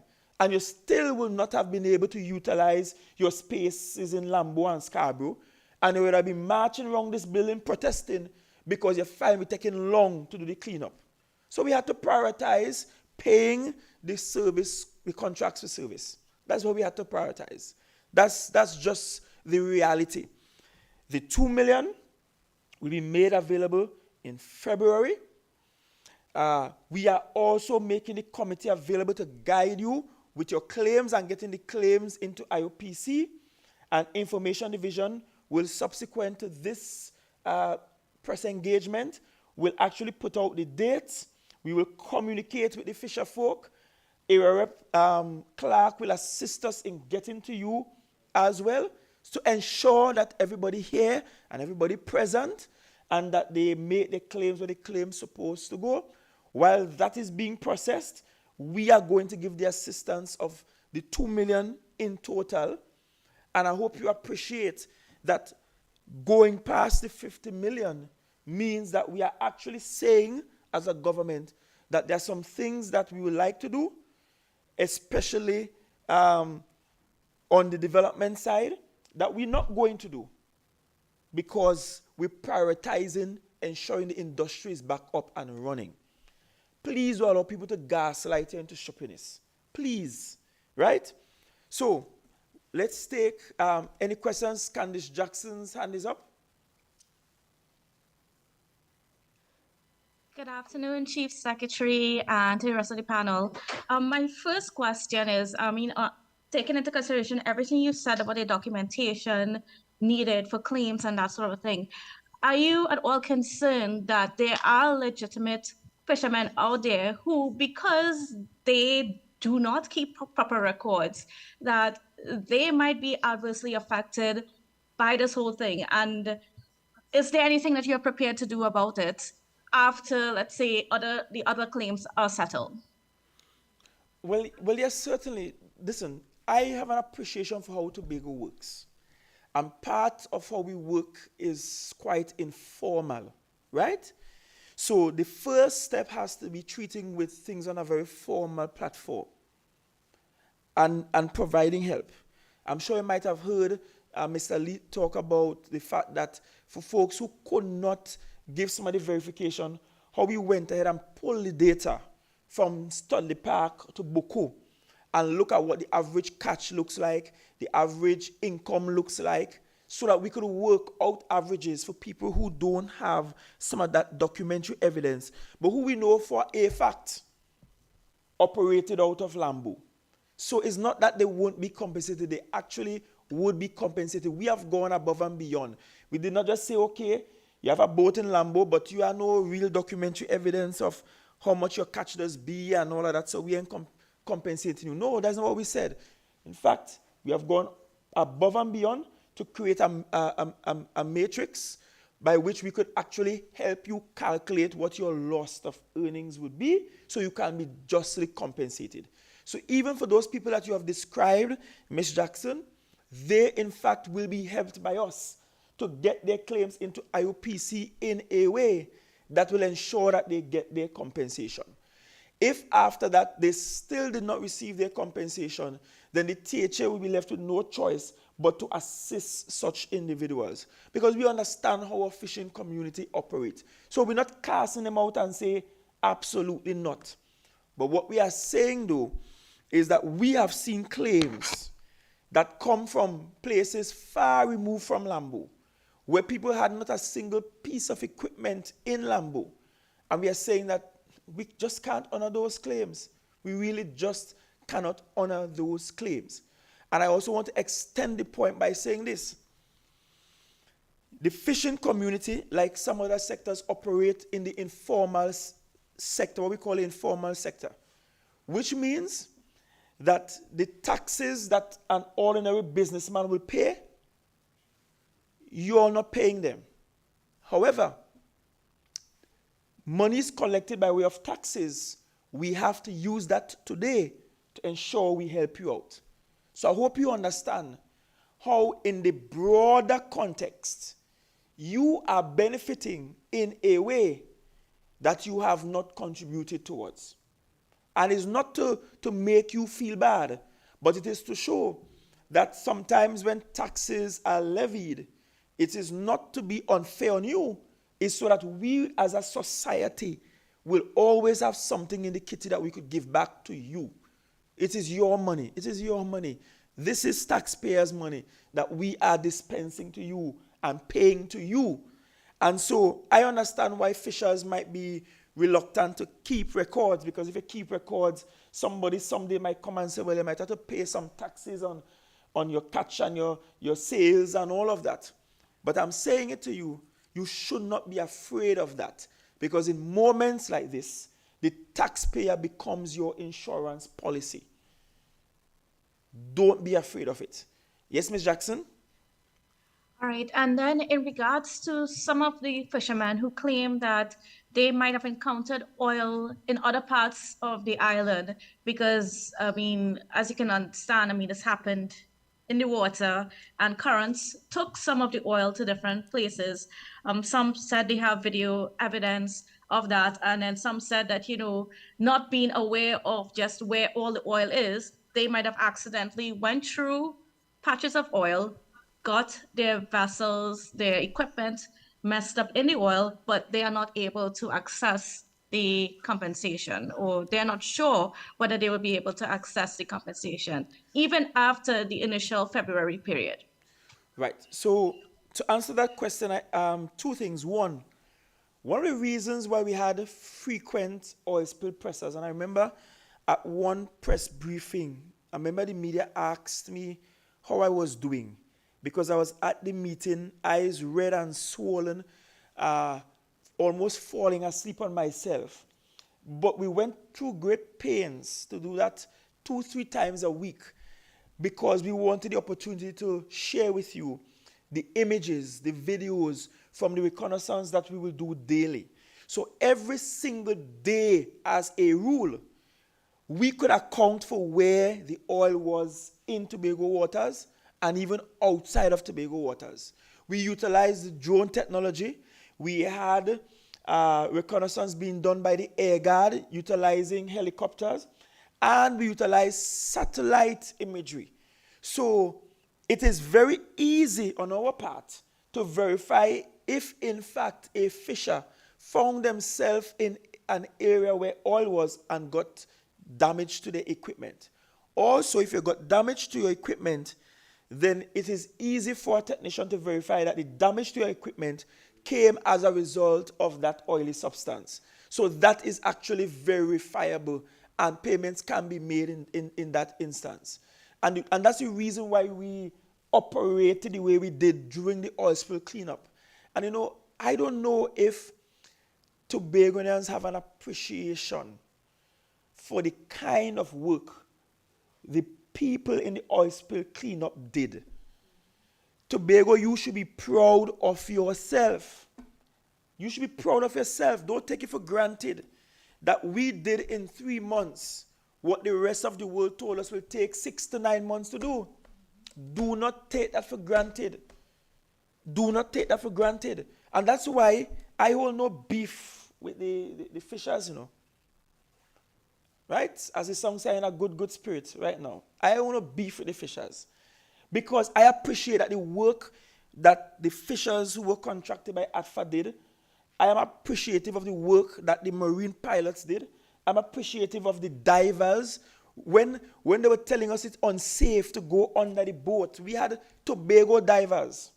And I want you to understand this. You know, when we had divers coming from around the world and from Trinidad and telling us, nah, we can't dive under that vessel, the vessel bobbing up and down, and it's too dangerous. We had divers from Tobago going down there and coming back with video evidence for us. Ask Mr. Stewart. Tobagonians should be proud of what we were able to do with this. This is one of the best examples of disaster management you could see anywhere in the region. Second to none. Second to none. And what I don't want is that on the back end of this, after all this great work, we are encountering a lot of noise in the space that are really needless. Really and truly needless. And so, I will make myself available as well to meet with the fishers and, well, really their association, if needs be. And I understand the politics of fishing in Tobago, you know. Some under ATFA, some under TUFA. And if ATFA gets something, TUFA feel they should have get it too. If TUFA get it, ATFA feel they should have get it too. I represent Castara, and right now if I go up Castara, you have about 2 different fishing associations in one small village. And I have to be responsive to both of them and treat both of them with respect and treat both of them with equality, right? And right now I have both of them costing me because both of them feel them should have get money long time. But I have a duty on behalf of the government and on behalf of the rest of the people of Tobago to ensure the accounting processes are straight, to ensure that the matrix used to calculate whatever help we give is actually legitimate, to ensure that the claims being serviced are legitimate, and to not just take money and throw it out just because people say we have a claim. And you're going to vex with me for a while, you're going to cost me if you want, but I'm saying this is what has to happen. These are the steps that we will take because we are a responsible government. And you know what is sad? I ain't hearing nobody joining me in making noise with the central government and say, why you only send 50 million? Why in the budget that was done in October, you didn't send a second set of allocation to treat with oil spill? I didn't nobody making noise to that. I heard nobody querying the fact that we were only given 50 and we spent 72 plus and looking to spend up to 76 million to satisfy these claims. And I want to tell TUFA that the monies ADFA receive, those are not compensation. I heard Mr. Douglas saying that he using the money he receives as compensation. That is their business. As far as the THA is concerned, we pay on invoices. We pay on invoices, and I listed out the invoices that were already serviced or paid for. And we have some other invoices that are going through the verification process for payments as well. When we are through paying on those invoices, we are through paying any money to ADFA. The 2 million that will be given in relief will be given to the fishers directly. They won't be given through any association to then give to any fisher. So TUFA, please disabuse yourself of the idea or the notion that ADFA receives some large sum unfairly to you. And the only reason why ADFA worked and you weren't called out to work is because ADFA is OPR registered. I remember when this OPR thing came in, I said NGOs should go and get registered as well. Only listen to me. Opportunity came in a crisis, and everyone was not ready to maximize those opportunities. I'm seeing that again, Ms. Jackson. Yes. What guarantee? Because I know that there are some fishermen that are out there that are really unsure about this situation in terms of being able to get the compensation from the IOPC. What guarantee can you give to them that if they just follow through with the process and they work with the THA, that they will in fact get some level of compensation? Well, I can't speak on behalf of IOPC, but I've gone to the extent of advising Mr. Stewart that he should get to the Port of Spain office, get the IOPC resident officer to return to Tobago. I am willing to pay for the expenses of the officer to be in Tobago so that he could be in the very presence of the fishers, go through this thing with them, because essentially the fishers have the backing of the THA. You have the backing from the THA. So we're not sending you out there alone to IOPC. We're going with you. We are going with you. And I've also stated that although the claims were made to ITOF out in the UK and the Minister of Energy went to the UK, the THA was never a part of those conversations. We can't even tell you how much ITOF decide to give, when they will give it, or if they have even given it. For all we know, they could have probably already received the money and have it sit down in Trinidad. I don't know. We have no guarantee that any of that will come back to the THA because we have not gotten any such indication from the Minister of Finance or the Prime Minister designates. We haven't gotten any such information. So we work with what we know, right? The fishers have our backing, and we are going to assist them there. But you will appreciate that we can't jump ahead, pay compensation, and then IOPC on the back end also wants to pay compensation to the legitimate claims. We have to go IOPC first, and the THA acts almost as an insurance, as a supporting agent thereby. Yes, Ms. Jackson? Yes, and finally, we're coming up on the 1-year anniversary of the oil spill. And I just want to get your thoughts in summing up this year and being able to respond to it? What has it taught you? Just some thoughts. Thank you for that. Currently, Information Division with an external partner is actually working on a documentary concerning the entire oil spill, because we want to cement on record what Tobago did in the midst of a crisis. For me, the biggest takeaway point from this crisis is that Tobago has the ability to go through hell and come away with a slice of heaven.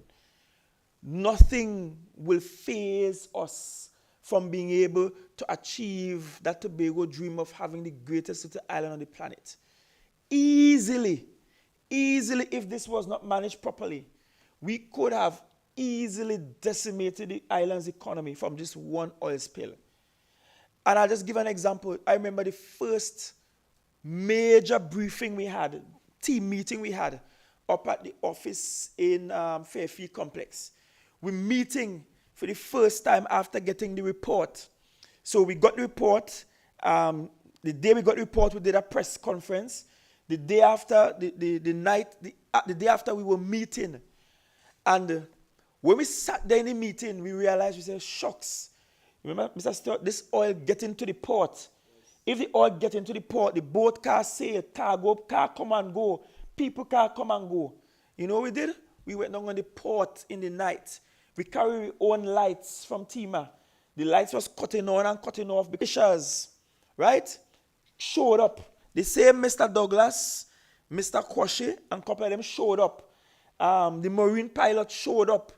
We had somebody from Kaizen who had some booms being stored down someplace by Almando's, was being stored for Shell, did not belong to the THA. But we almost commandeered those booms. Right? We didn't even pay for them booms. We gave no commitment to pay for those booms. We literally take the people boom and say we need them. We have to protect the port. And in the middle of the night, we were putting down booms to prevent oil from getting in the passageway for the large vessels. That one example showed you that Tobago has the capacity to actually respond to almost anything. And it is time Tobagonians stop doubting themselves. Stop doubting your ability, especially with this autonomy question. Stop questioning whether you could make it on your own, whether we could do it. We have the capacity. Is Mr. Stewart that essentially chaired the operations of all of this? Yes, the Ministry of Energy came. Yes, Heritage came. But I could tell you they came and they subjected themselves to the leadership of Mr. Stewart. And every single evening without fail, we were having a briefing down at the site in Scarborough on that tent. And they were coming every evening, and I would chair those meetings every evening and get the updates, and we will organize for the next day and so forth. This just shows that Tobago has capacity. We may not have all the resources we want. It's when it comes to the human beings on the island of Tobago. We're smart, we are talented, we are strong, we are resilient, and we have the capacity, the human capacity to respond to anything. Stop doubting yourselves, Tobago. We can absolutely do it. We can absolutely create the greatest little island on the planet. I want to say thank you, members of the media. Thank you, members of the panel. Thank you for those who took the time and stayed throughout this broadcast. I appreciate it. It was mightily long, but much needed. We will have Information Division pick it apart in pieces and we post it in pieces so that you will have the benefit of being able to look at varying segments on their own. Fishers, look out for a call by early next week from the committee led by Mr. Stewart so that you can come and begin to organize for your compensation in that way. I indicated that as Chief Secretary, I feel no sense of hatred or bitterness or even anger at some of your claims, notwithstanding how outlandish some were and how misconstrued some were, and I'm putting that nicely, or how inaccurate some were. And I'm still very much willing to meet with the associations. I understand the politics. among you guys. So I know that I might have to meet with you all 2 different times, right? As opposed to together. Tobago too small for that, to be honest. But it is what it is, and we will manage it going forward. I wish you a safe weekend. Keep safe, and God's richest blessings.